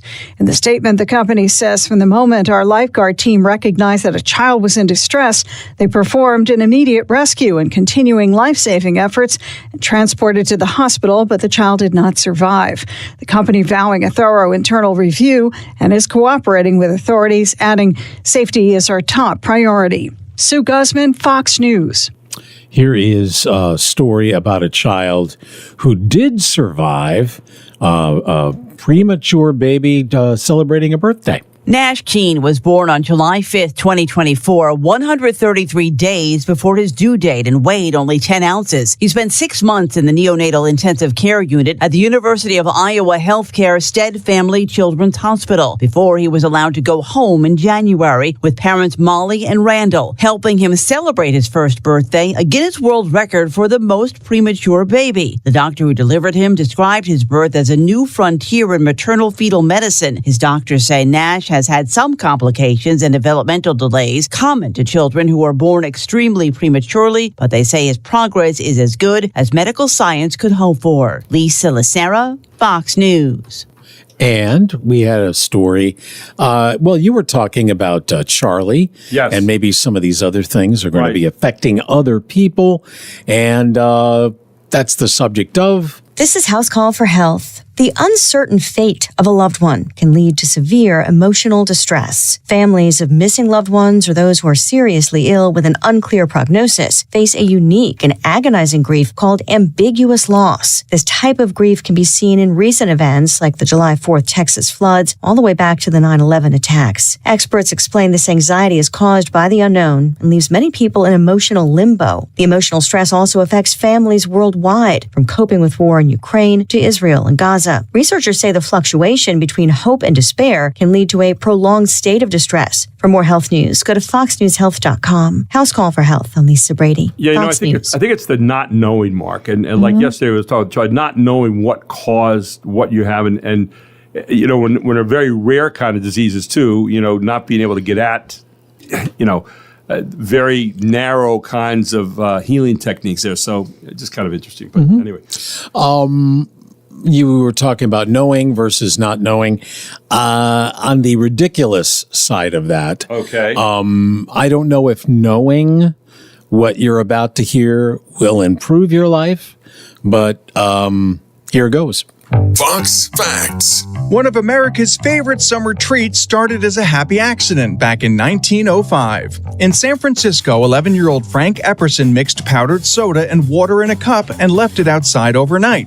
Temperatures dropped, and by morning, the mixture had frozen solid with the stirring stick still inside. He called it an Epsicle, blending his name with the word icicle. Epperson kept on making the frozen treats for friends, but it wasn't until 1923 that he patented the idea and began selling his Epsicles at California amusement parks. His kids reportedly pushed him to rename them Popsicles, and the name stuck. He later sold the rights to a larger company, and by the 1930s, popsicles were being mass-produced nationwide, a cheap and cheerful treat during the Great Depression. Today, more than 2 billion are sold each year, all thanks to a cup of sweet liquid left out on a cold San Francisco porch. Matt Murphy, Fox News. It's weird that he didn't think to, get it patented. Yeah, you would have thought that maybe he had done that, but he didn't. Maybe his age, just being young. I was looking at a video this morning, Mark. A touching moment was captured on a doorbell camera as a mailman delivered the ashes of a beloved German Shepherd to her grieving owner, then sat beside her in quiet support. There's a video from Kristen, and her name is Klapatoskas. Klapatoskas, that's it. Shows her mailman, Malachi Knox, handing her the package before joining her on the porch in Wausau, Wisconsin. The two shared a cheerful hug. The mailman sat down beside her on the front of the porch. Stoli, her 10-and-a-half-year-old dog, had died from cancer on July 4th. Klapatoskas told Storyful that Knox would stop to pet Stoli whenever he saw her during his rounds. Stoli barked at him every day unless she was on the porch. Then she demanded pets and belly rubs, she said. It brought me peace that he was the one who delivered her to me, delivered the ashes through the mail. And he said, I know how it feels to lose a fluffy friend. Knox commented on Klapatoskas' viral video capturing the moment. Please show compassion and kindness. Yeah. It means the world. So here was, again, another example of kindness from a mailman. The dog barked at him every day, but every day he'd walk over to the dog, and the dog would lie on his back and let him rub his belly and all that. And so, we lose a pet. That's like losing one of the family. Yeah, and he had a relationship with the animal, Absolutely. too, so that had a lot to do with it. And no bite marks on his legs, which is also... not that we know of. Anyway. Yeah, exactly right. Let's see, what else? 73 years ago today, in 1952, Puerto Rico became a self-governing commonwealth of the United States. A lot of people wanted to see that become the 51st state, but to this point, that has never happened. And what else? 108 years ago today, in 1917, Mata Hari was sentenced to death for being a spy during World War I. She was executed by firing squads 3 months later. And Mata Hari, kind of a famous person in history, a spy. She was also a dancer on the French stage, but was executed as a spy later on. And exotic dancer and convicted spy. Met her death at the age of 41 in 1917. And did you know, quick fact, as of 2009, the average person consumed the equivalent, so it's probably more now, of more than 34 gigabytes of data and information every day. That's roughly 100,000 words. And coming up next, and by the way, we do want to remind you, this hour has been brought to you by Kindness Worldwide. Check them out at kindnessworldwide.org. Get signed up for August 7th here at the stadium, Pack the Park. But next up, Jim McClure on the New York Fair, Part 2, here on the Gary Sutton Show. It's 8 o'clock.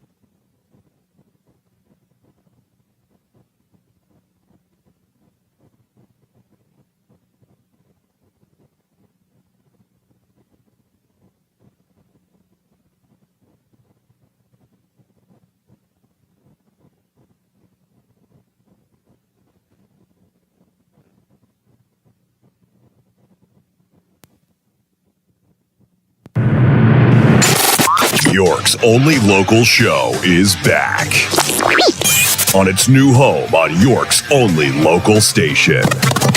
Guess who's back? Back again. This is the Gary Sutton Show on WOYK. I'm back. Now, broadcasting live from WOYK's downtown York studios inside Wellspan Park, here's Gary Sutton. Can it be the final hour of the week here on the Gary Sutton Show? Yes, it can, but no less important and chock full of information, all brought to you by Barley Snyder Attorneys at Law, our presenting sponsor here. Barley Snyder is a strategically focused law firm. They represent businesses, organizations, and individuals in a whole lot of major areas of civil law. And they have offices throughout Pennsylvania and Maryland. They have more than 130 attorneys, and they provide innovative and effective representation to a wide range of clients in areas like trust and estates, municipal to municipal authority, litigation and risk management, intellectual properties and patents. How about that? Immigration, big topic lately in the news. Food and agribusiness, hospitality, healthcare, cybersecurity, employment, and employee benefits. We all want to be aware of those, right? How about banking and business, creditors' rights, senior living? They've got it all. Yeah, they really do. And they do such a great job on it because they're constantly improving. There is a thing called practice excellence. That is a bar that they set for themselves to constantly be improving for all their lawyers, gaining new information. They provide all kinds of consortiums and information-type meetings to help you as a client because they want to see you improve. Okay, they want to see your situation improve. They want to see you get closure to various situations that come up for us in daily living, right? And many of them have to do with our business, although they help individuals as well right there. Now, you can go to barley.com and find out about all the various areas of practice that they have. And then you can check it out right here in York at 100 East Market Street at Barley Snyder Attorneys at Law. They are open 9 to 5 daily. You can give them a call at 717-846-8888. That's 717-846-8888. Barley Snyder Attorneys at Law, the proud presenting sponsor here of the Gary Sutton Show every single day. And this hour's individual sponsor is Regents Glen Country Club. You can find it at regentsglen.com. I am a member there and have been a member there. My wife and I got married there, in fact, at the Box Hill Club back in 2004, but we've been there since 2001. It is a beautiful country club, and it's very, very affordable. You're wondering how you can do country club and be affordable? Well, check it out at regentsglen.com right now. You can also give a call to Lacey, our general manager. I was just talking to her the other day. She said, I'd love to give people some tours. So give her a call. Take a tour of the place. It doesn't cost you anything to take a tour and find out more information about it. We've got a great Arthur Hills golf course, one of the best designers in the country. Just absolutely phenomenal golf course. Our club championship is there this weekend. We've got a place called the Fairway Table. You can sit down and have a great dinner or a lunch. Stop by. A good place to have meetings. They've got an outdoor deck that overlooks our pool down back where you actually sit down and have dinner down there. They'll serve you right out at the pool at nighttime. And it's just a wonderful place to be. Bocce courts, pickleball courts, brand new ones, tennis courts. They've got all kinds of activities going on all the time. A 400-person tent. Regents Glen Country Club is a place that you might want to call home right here in York, just off Indian Rock Dam Road at 1000 Golf Club Drive. Why don't you check it out today? Membership is very affordable for families. They've got all kinds of different memberships, from social to pool memberships, and it's sitting right there waiting for you. Regents Glen Country Club. Give Stacy a call today at 717-747-1919. That's 717-747-1919. She is the general manager there. And talk to her. Lovely lady. She'll help you out, or go to regentsglen.com. WOYK News Time is 8:08 here on a Friday morning on the Gary Sutton Show. We bring in the author of Never to Be Forgotten, a year-by-year history of York and its past, and he is Jim McClure. Good morning, Jim. How are you? Doing well, Gary. How are you? Well, I'm doing very well. I had a mouthful there to get out, but you know what? It's always fun to be with you on a Friday. And this week, I said, we'll do York Fair Part 2. Where the fair is now winding down here the last few days. We go till Sunday. Of course, we can always remember that song, Wind It Up, but it lasts 10 days. But, but the York Fair, I was going by, and this is not, by the way, any criticism of the York Fair at all. But just an observation. I went by the fair. I said, this to me is maybe one of the quietest fairs. The hours have kind of changed. It goes a little later in the day, gets started. But there doesn't seem to be quite as many booths and all that kind of stuff. And the fair does change over the years. And I remember it used to be packed to the gills with all these little booths. And that doesn't really seem to be happening anymore. It's not quite as loud. I was over at Regents Glen playing golf the other day, and I used to always hear stuff. And I don't hear anything right now. Again, not a criticism, just an observation. Has it changed from your particular vantage point? I think that and some people have said this online, and I agree with it, that it's become more of a carnival in a way rather than a harvest festival. And so, it kind of has more of a carnival-like atmosphere rather than that idea that you get, kind of a coolness of the fall in the evenings, that type of thing. So it has changed, and I think they're looking closely at attendance and other things to see whether this summer experiment will really work. But I think that to your point a little earlier, I think we have to just keep in mind the success of this institution here. Right. It's a leading fair in Pennsylvania in just attendance. Well, that's a great point. Yeah, we don't want to lose sight of that. Yeah.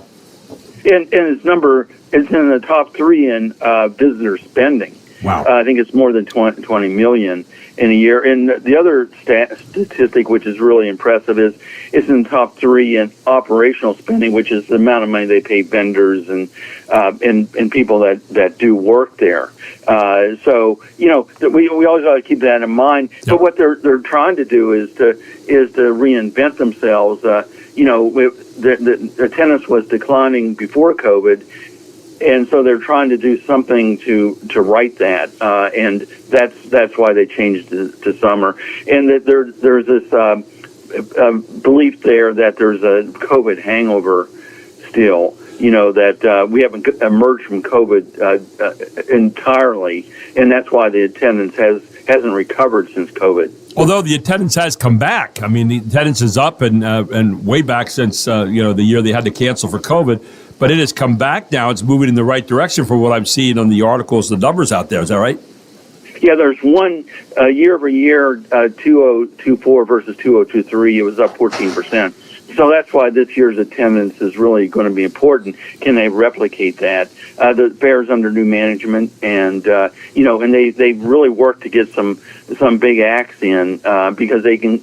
The idea is that they can get better acts in the summer than they can in the fall. And so, they got Rascal Flatts in, for example, and Foreigner was sold out. And they had this interesting drone show last night. First time that's happened. I kind of wonder whether the drones will replace fireworks in the long term. With fireworks, with the fire hazard, and also with the noise that it makes is upsetting to not only animals but humans in some respects. You just wonder if drones will replace that. I don't know. Kind of interesting. So historically, as you look at the York Fair here in this second round of you and I talking about this week, what stands out to you? What are some of the things that kind of hit you as a historian here with the York Fair? As you go in there, you look at it, you say all the history that's been around that. Yeah. I think that it's the stories that the fair causes. That our stories are the memory from our youth, and the new stories that we create. For example, a new story that I never experienced before. Some of my favorite vendors have closed. So on Monday, I tried a new vendor, which was the Firehouse cheesesteak. Oh yeah, and I'm glad I did. So. And that's one of the things that the fair's experiences, and some of their longtime vendors are retiring. They just aged out, or they passed away. So, for example, Lola's, which was very popular for years, they just they retired. Yeah. And then we have Burry's Burgers, who were there for a long time. There you go. And they're no longer there, which is a story that I remember from the times I've gone there. I used to go to the Burry's booth, and when they were there, and they were there for years and years and years, and I would get a Burry's Burger because I never had a chance to experience Burry's Burgers in the restaurants. Right. It was a restaurant chain for decades, but I could at the fair, and so I I would always try to get their secret recipe from them. That's I would the always burgers ask and Harmon. sauce, right? I mean, Yeah.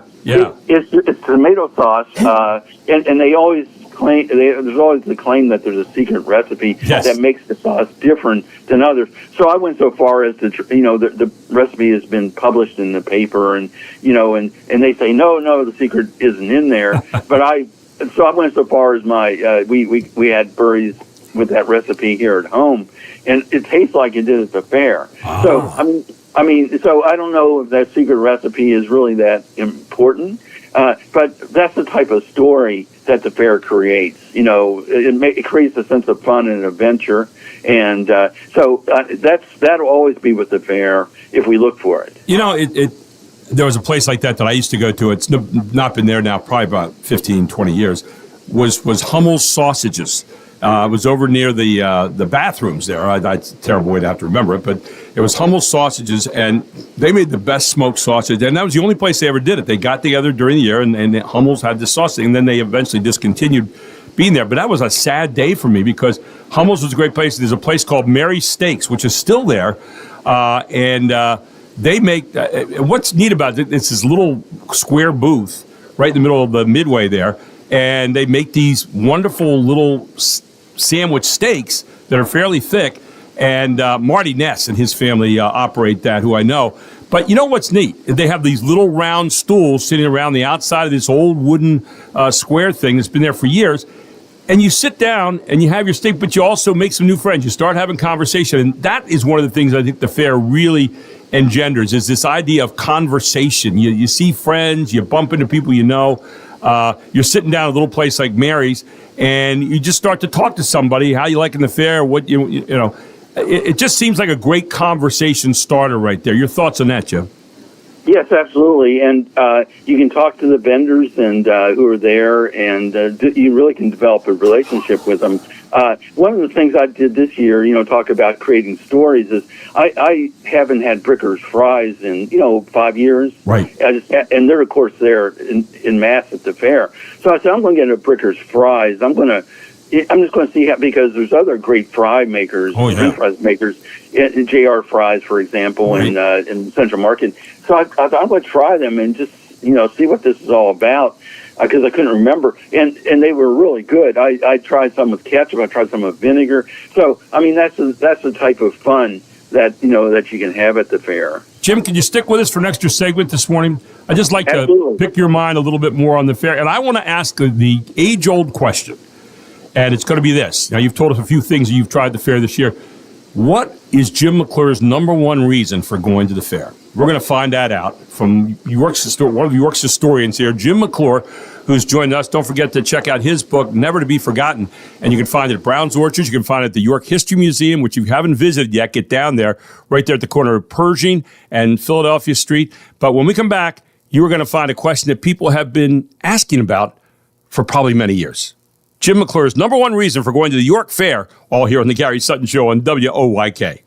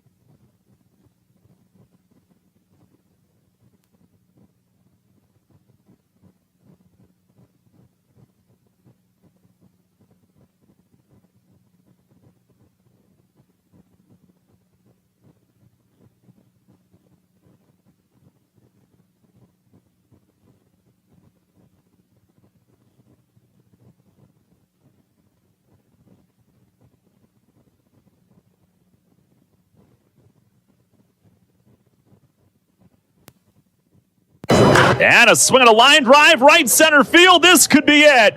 It's down and one hops the wall. Fontana around third to score. Miller jetting around. There won't be a relay. He scores, and Frankie's got a share of the Revs record. Double number 41. He has tied a franchise record, and it's not even Christmas in July yet. And he's just taken the league lead in runs batted in as well. Numbers 64 and 65. This game tied at 3. Frankie Tostado's 41st double of the year.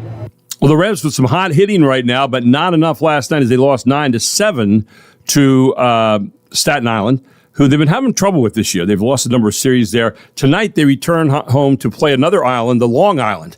Long Island Ducks are going to be in town here tonight. You can listen to the game. 10 after is when Daryl comes on the air, and 10 after 6. And then 6:30 tonight is the first pitch on that one. I'll be with Daryl tomorrow night and Sunday doing the game, so we're looking forward to that this weekend as the Revs in second place by one game, and they're playing Long Island this weekend. Always a tough team, but got them here at home. And as Dorothy said, he clicked the slippers 3 times and said, there's no place like home, right?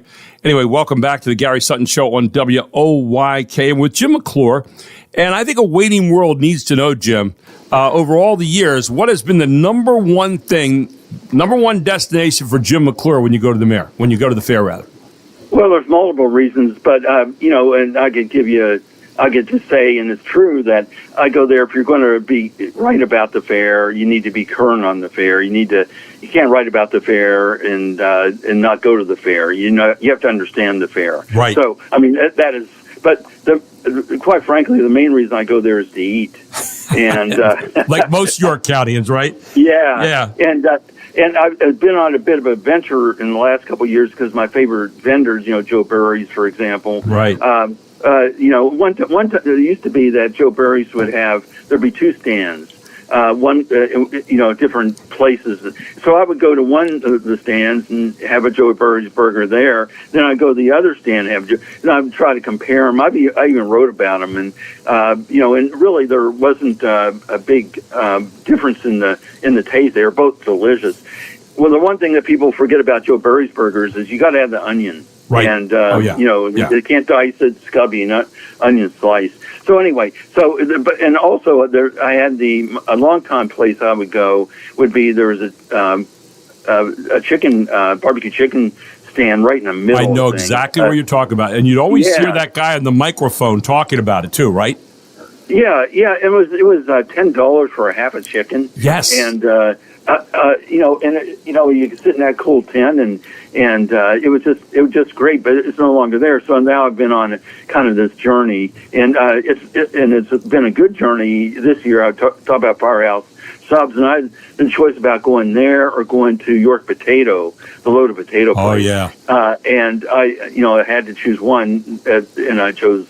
So next time I go, I'll try the York Potato place. You have written a lot of stories about the York Fair. You've written a lot of stories about York, period, obviously, and continue to write them, and I continue to read them, and they're always just fantastic. Do you have a favorite story that you ever wrote about the York Fair, about somebody there or something that happened or a particular event or whatever? Do you have a favorite story?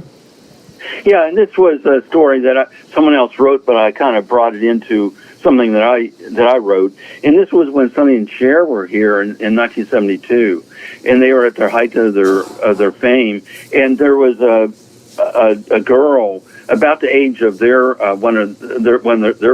daughter. I think they had a daughter, a young daughter, and the girl was in Memorial Hospital, and her name was Christian Lease, and she had childhood leukemia, and they went to visit her. And they and it's thought because she reminded them of their daughter. They went and visited. They were to perform at the fair that night, and they were actually late for the performance because they were visiting with this with Christian Release, and they sang "I Got You, Babe" right there at the hospital. Wow! But the interesting thing about it was they didn't want any publicity about it, mm-hmm. so. Which was unusual. They just wanted to do it, and they did, and they were late for the performance. But it came out years later that that Christian Lease had assigned a jacket from him, and it was a memory. So that's the type of story that I was talking about earlier. The fair just just speed stories. And, and so it's important to our community for that reason, as a way to, as part of our community memory. You're gathering stories all the time, and that's what Never to Be Forgotten is all about. But you said something in the very beginning this morning that really hit me, Jim, and it was this, that it's kind of like Christmas in a way, where we look back at all the past Christmases, and it becomes not a melancholy time, but just a time of remembering. And there's a similar strand there with the fair. When you think about, when you go to the fair, you think back when you were a kid and how you looked at it. Or I would say the one day about the chameleons they used to have on the board there, and different things that you take home, the goldfish that you were trying to win, or you remembered certain rides. And Christmas is kind of like that. We think back to past Christmases a lot. So there is kind of a strand there that pulls those two together in kind of an interesting way. Final thoughts this morning. Yeah, and that's what really makes community are the memories combined with our current experiences. And it is one of the fair's challenges is how do you live up to those memories? The fair's not alone in that way. The downtown York is another institution, that has generated so many wonderful memories over the years that if you change, then people don't like that. It's not what they remember. But if you don't change, then you don't keep operating. So the fair is trying to do that. So I think we ought to give them as much leniency as we can. Oh, absolutely. Let them see if they can if they can do that. They're still even with their attendance issues of the last 10 years. They're still number one in the state. Yeah, they are. Finally, you said something also this morning that I thought that was really interesting. You have to go, you said when you write about the fair, you've got to go kind of get it into your system. You have to know what it's about. If I ask you a real quick definition about what is the York Fair, from Jim McClure's definition, and this idea of trying to kind of absorb it into ourselves, what is the York Fair? Yeah, the York Fair is something that it is a community. Let's talk about being a memory keeper.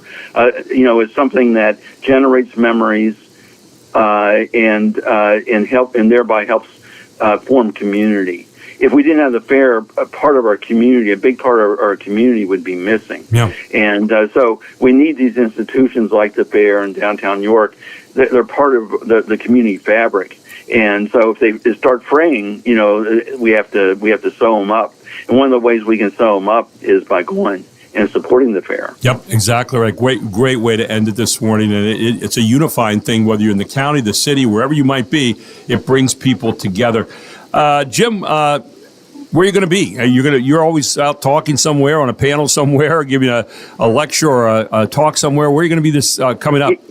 Yeah, I'm going to. Last night I was out on the Chief Uncas, which is a cruise boat on the Susquehanna, talking about the American Revolution in the Susquehanna. I'm out there again next week. It's sold out, unfortunately, but there's other types of expert-led tours that they have.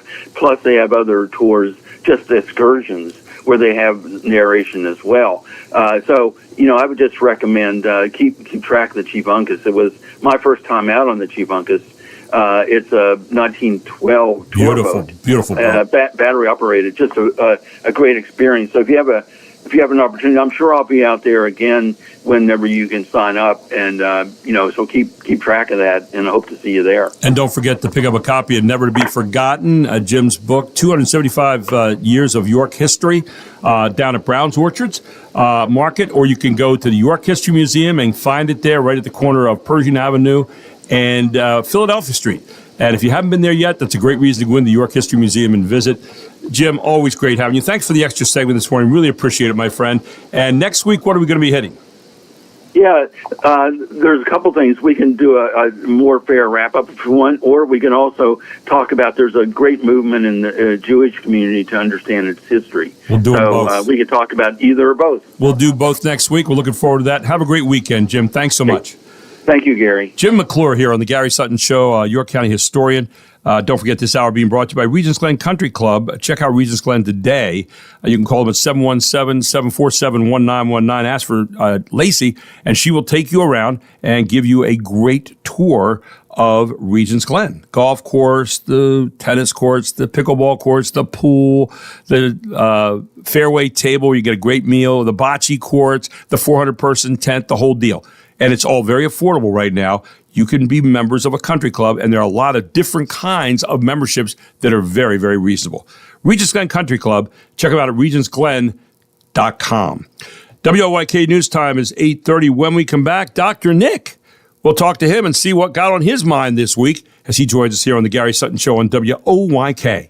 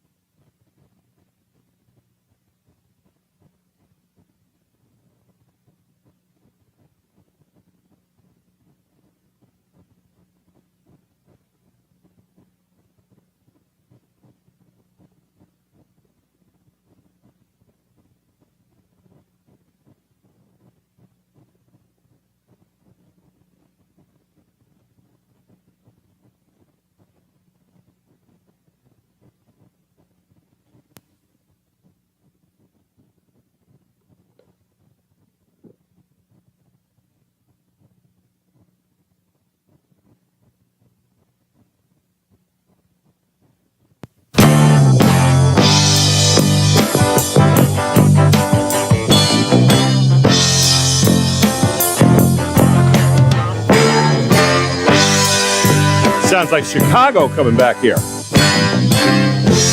Yeah. Feeling stronger every day. There it is. Great song. Yeah, that's and there's a great group going around the country, Leonid and Friends, who were at the Strand not too long ago. And I'll tell you what, they sound exactly like Chicago. Well, Chicago is still out there too. And they are. You know what? Chicago and Earth, Wind, and Fire have been traveling together for a while. I don't know if they still are. But I saw them together up at Hershey at the Giant Center about 4 years ago. And I'm going to tell you what, they each put on an individual concert, then they put on a concert together, and it was like, okay, I can go to heaven now. I've seen it. I've seen the answer. There it was. I mean, they're really amazing, and they're still really good. Now they've hired some younger people to play along with them to hit the high notes on voices and things like that. But the brass on Chicago still sounds the same. I mean, they're really, really good. By the way, I do want to remind you about Harvey's Rental. The most to rent under one roof. Yeah, they've been in New York since 1970. 717-845-2789. They got 20 by 20 and 20 by 30 tents for sale right now. So at the Fair Leads Town, you want to have your own version of the fair in your back lawn. There you go. 20 by 20, 20 by 30. They've got them to rent right now. They've also got the Boss cleaning machine, which you can use on floors, on concrete, on wood, inside your home. Run on standard 110V. They're right out there now. An all-new rental item at Harvey's. And they've got the steel things that you can use outside. STIHL, steel. They're a steel elite dealer. It's an authorized independent steel sales and service center for over 40 years. You can stop in and visit for all your steel power equipment needs. Whether it's the Boss floor machine, whether it's a skid steer loader, whether it's a stump grinder, track unit, whether it's chainsaws or chippers, mowers, or party stuff, Harvey's Rental's got it all. Yes, they do. They've been around here for a long time. Give them a call today at 717-845-2789. Tell them Gary Sutton proudly sent you. They're right there at 1409 South George Street in York. And chances are, if you don't have it, they do at Harvey's Rental. They're open Monday to Friday, 7 a.m. to 5 p.m. That's Monday to Friday, 7 a.m. to 5 p.m. Saturday, 8 to 4. They are closed on Sundays. But see Jen, Harvey, and all the good people down there right now. They're ready to meet you and help you with all your needs for all of life's situations. The most to rent under one roof, Harvey's Rental. Give them a call today at 717-845-2789 and tell them Gary Sutton proudly sent you. WOYK News Time is 8:38. This hour being presented by Regents Glen Country Club.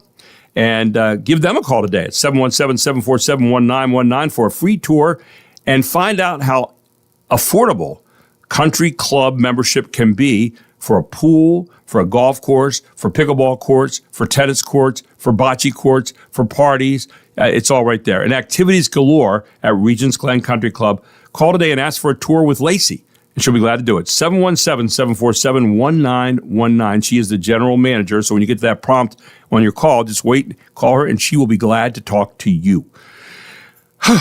There you go, Mark. I got that all out in one breath. But we now go to Dr. Nick Pandelides, who is a former orthopedic surgeon, now retired, and brags about it every time I see him.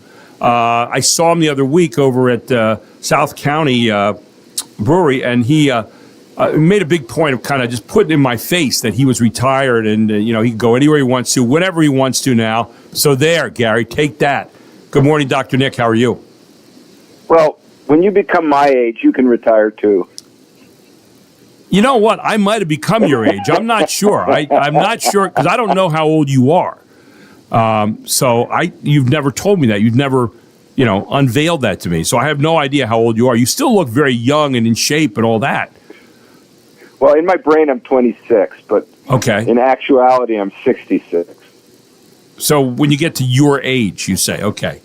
Yeah. You might have missed your chance. I guess you're working for the rest of your life. I'm not working. I choose to think that I am helping, carry laggards like you in the economy, and I'm doing, doing my part. We got to keep on working here. No, I enjoy it. It's never worked to me. You know that. I mean, it's never, ever worked to me. But the first day it becomes work will be the day I retire. Okay, it's never that at all. Mark's the same way. We'd work for nothing if we had a chance. Right, Mark? Right, Mark? Right, Mark? Yeah, I hope your bosses are listening. Really? By the way, we're going to have a little decrease in pay coming up here, guys. But no. Anyway, it's good to be with you this morning. So what are you looking at out there? I always like to get a look at things through your particular frame of reference. And, what kind of is, in this world of nonsense anymore, what is happening out there from Dr. Nick's perspective?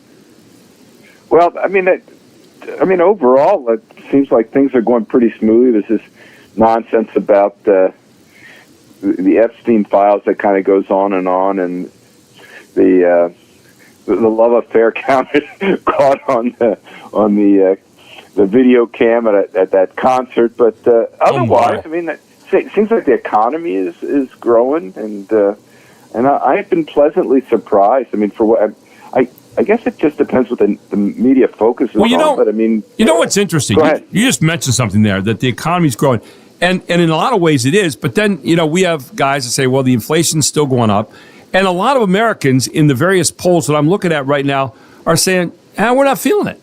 We're not feeling it yet. What's going on there from your vantage point? Well, I think it's going to take a little while for some of the good things that happen, deregulation. Ultimately, the tariffs are going to promote. I don't know if manufacturing, but certainly more business in the United States. It may be higher tech. I mean, I think there's a lot going to be going on with AI, but I think things have turned, and it just may take a few months.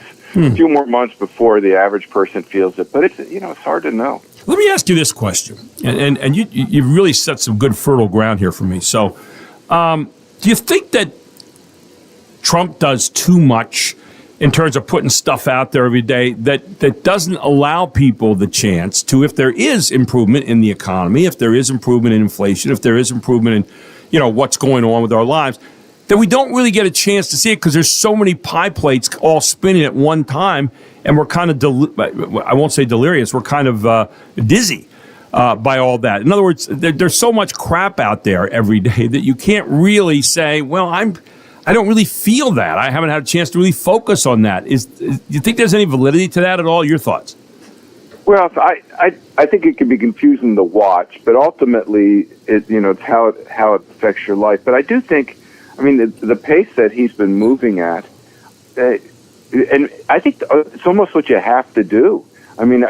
Everybody always talks about incremental change and nothing happens, but there were some pretty dramatic things that happened with deregulation. With the war in the Middle East, with the tariffs, with DEI. How all those things have been turned around in a relatively short period of time is a real credit to the frenetic pace that the man keeps and puts out there.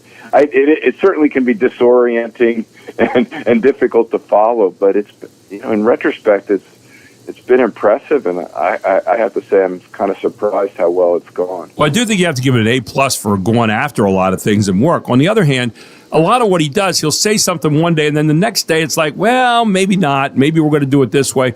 There's always, and people aren't used to that style. People are used to someone saying, put a lot of thought into something, and then that statement comes out, and you kind of follow that.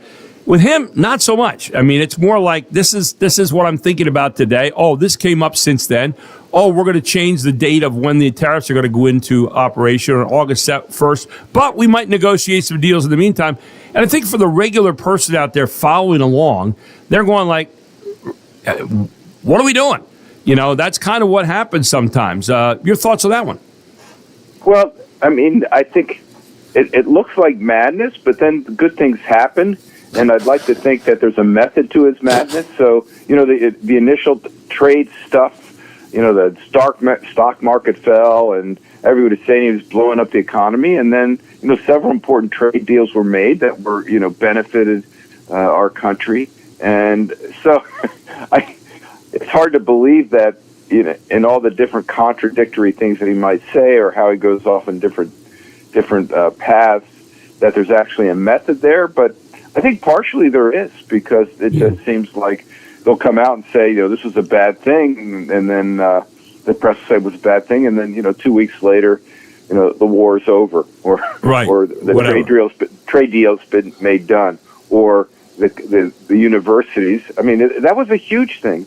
Here these American universities that are being given millions of dollars, billions in aggregate, and they're anti-American. How can that be? And the fact that this has gone on, and nobody else has done anything about it, I think it's just amazing. Where's the fine line, though? And of course, he's signing a bill where PBS isn't going to get the amount of money, and some of the other publicly near us, and also the American college. In other words, a lot of people are saying, freedom of speech, but you say, okay, maybe that. And that's important to protect from my vantage point. I hate to see us just slapping down somebody else's point of view. And yet at the same time, all of the public is helping to pay to support that kind of situation. So where's the happy medium and the happy ground in between those two points of view? Well, the colleges have plenty of money, and between the grants that they get, between the student loan program, all these things have done is just skyrocketed tuition. I mean, tuition has gone up much higher, much faster than the general rate of inflation. So, I think all these things are good. I mean, I think the universities, they should stand on their own. And if they want to be anti-American, then they have the ability to do that. Yeah, and the same thing with NPR.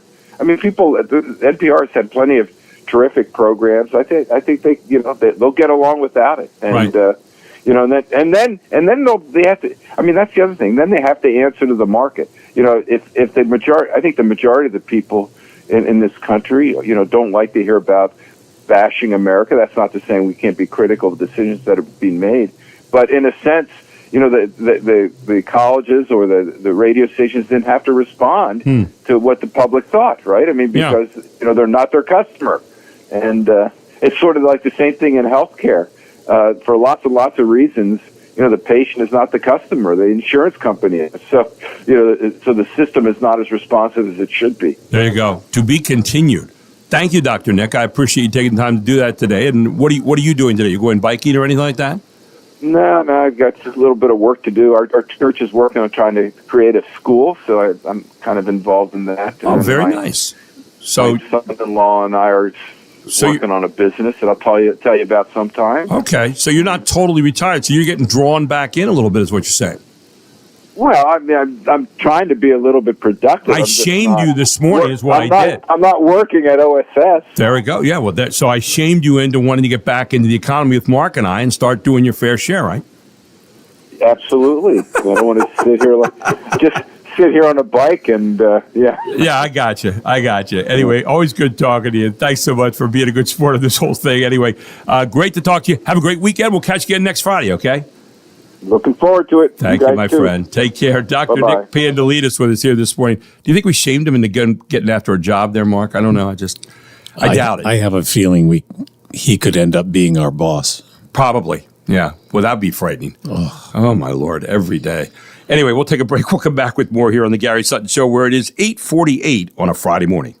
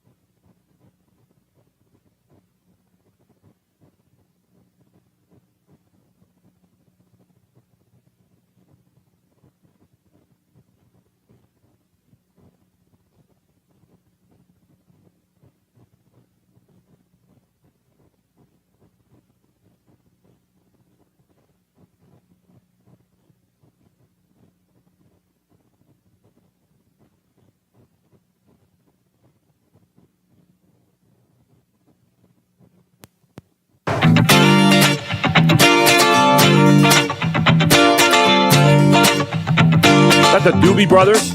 Yeah. Woo, woo. Long Train Running. What's the name of this song? Long Train Running. Down around the corner, half a mile from here, see them long trains running and watch them disappear. My love, where would you be now? Anyway. Yeah, but it's good to hear that song coming back. By the way, I do want to remind you, Thomasville Country Auction, I tell you about Cheryl selling your real estate and saving you a lot of money. Well, they're selling real estate tomorrow at Saturday, July 26th at 10 a.m., and it's out at 965 East Butter Road in York, where they have an immaculate home built in 2005. This thing is beautiful. 3 bedrooms, 2 full baths, kitchen, dining room area, living room with fireplace, washer, dryer, first floor, all major appliances included. Large, spacious basement wall has been dry locked by a professional. 2-car garage, off-street parking, large utility shed included. 1.5 acre lot, private backyard, 1-year roof. It's got it all. Generic whole house generator, gas thermal heat with propane backup. Man, and central air conditioning. All this latest technological features. Yeah, and it's in Northeastern schools. And the terms, 10% day of sale, balance in 30 days. Home is sold as is. Attorney Mark Roberts is the attorney there. And you can call Cheryl right now at 717-764-5403 to find out more about it. It is tomorrow at 10 a.m. at 965 East Butter Road. I mean, this place is beautiful. Jack and Cheryl Hooks have sales Monday, Wednesdays, and every other Saturdays also right there at Thomasville Country Auction. And if you're interested in having your own sale, why don't you give them a call today at 717-764-5403. Maybe you have an estate to settle or you're moving, you're downsizing. I don't know what the reason is, but Jack and Cheryl are the ones to help you. They've been doing this for over 40 years. And ladies and gentlemen, when I had a sale for my mother's estate, guess who I went to? Jack and Cheryl Hooks, and they helped me. I didn't know anything about it. They gave me a hand, and they came out and explained everything to me. Why don't you check them out today? If you're going to have a sale, call Jack and Cheryl Hooks at Thomasville Country Auction, 717-764-5403, or head on out to the sale tomorrow morning, the real estate sale at 965 East Butter Road, or every Monday, Wednesday, and every other Saturday at Thomasville Country Auction, Route 30 West at the railroad tracks in Thomasville. So it is July 25th. It is System Administrator Appreciation Day. So if somebody where you work or church, whatever it might be, that is taking care of the computer stuff there, maybe the best gift you could give them is just don't bother them. Don't bother them. Give them a hug, maybe. Don't click on that email. How about a thank you? Just a thank you. Yeah, there you go. That's another one. Thanks for being there for us when we really needed you. Yes. Your favorite system administrator. One story that I have not gotten to this morning. Okay. And this one has to do with, the economy is kind of changing. Mm-hmm. And this is an interesting idea about for a product, because normally, you've heard of installment plans, right? Yes. But I don't think for this. Throughout a turbulent economy, consumers have been making use of installment payment options that come with handy smartphone apps. People have been able to buy clothing and housewares and even other things in this fashion. It usually doesn't require a high credit score, though payments do get reported to the credit bureaus. Samsung device users now have a new option starting today. Samsung Wallet on select Samsung Galaxy smartphones will now offer consumers a way to pay in installments. It is an option in the Wallet app rolling out in select states today and should be nationwide by the end of the year. Samsung is teaming up with buy now, pay later service Split It to power it. Eben Brown, Fox News. Now, you don't have a credit card, so was that something you would do? I actually do have one. I do keep one, and I do use it ever so sparsely. Okay. Let me leave you with a story that is off the charts. If you told me this was a plot to an early 1990s comedy movie, I would have believed you. Police in New York City are looking for a 36-year-old man named Stephen Blassetti, who's coming off a wild weekend. Authorities say Steve stole a boat and took a naked joyride down the Hudson River last Saturday. He was allegedly on something at the time, possibly meth. The cops caught up with Stephen, arrested him, and then took him to a hospital for a psychiatric evaluation. But early Wednesday morning, the cop who was guarding him at the hospital dozed off. And Stephen somehow swiped the keys to his handcuffs. Then he grabbed a little white lab coat and blue pants to disguise himself as a doctor so he could slip out of the hospital unnoticed. Incredibly, it worked. and he was seen on surveillance video leaving the hospital. Police are asking the public for any information that can help them find him, who, by the way, seems to be mentally fit to me, considering his escape at least. Not sure about the naked joyride, but he was charged with grand larceny, criminal possession of stolen property, and reckless endangerment. There you go. Steven's still on the loose, by the way. It is National Wine and Cheese Day. Oh, no whining. And Hot Fudge Sunday Day. Oh, yeah. And you and I both stipulated if you get chocolate sauce, hand it back to the people that made it for you and say, this is not fudge. Thick. Yes, it's got to be thick. Got to be thick. Got to be sitting on there. Got to have a little heat to it. Yes. And finally, and by the way, the Buster Parfait, peanut butter parfait up at Dairy Queen. Hot fudge is unbelievable. Anyway, I do want to remind you that this hour of the show has been brought to you by Regents Glen Country Club, where you can give a call right now to Lacey, the general manager, 717-747-1919. Ask for a tour. They've got a great golf course there, pool, wonderful restaurant, bocce courts, pickleball courts, tennis courts, great activities going on all the time, 400-person tent you can have activities in, and all different kinds of plans that are very affordable right now. Yes, country club membership can be very, very affordable. I'm a member. That tells you a lot, right? Check it out today. Give them a call, 717-747-1919. Ask for Lacey, the general manager, or go to regentsglen.com. And let's see. Don't forget the Revs are on tonight. 6:10 is airtime. Daryl will be on. I'll be on with Daryl on Saturday and Sunday. I'm looking forward to being with him on that. Ronnie will be with him tonight. And the first pitch is at 6:30 tonight. Long Island in town against the Revs as they try to stop that one-game losing streak and get back on the winning streak to get back to first place again. They're out by one game right now to Lancaster. And you'll be doing the game, not tonight, but I'll be here Saturday and Sunday night. Saturday and Sunday afternoon, actually, okay? Hey, have a great weekend, everyone. Thanks to Mark. Thanks to all of you for listening. We hope you have a wonderful time. Thanks for joining us every day. I'm Gary Sutton. This is the Gary Sutton Show on WOYK. It's 9 o'clock.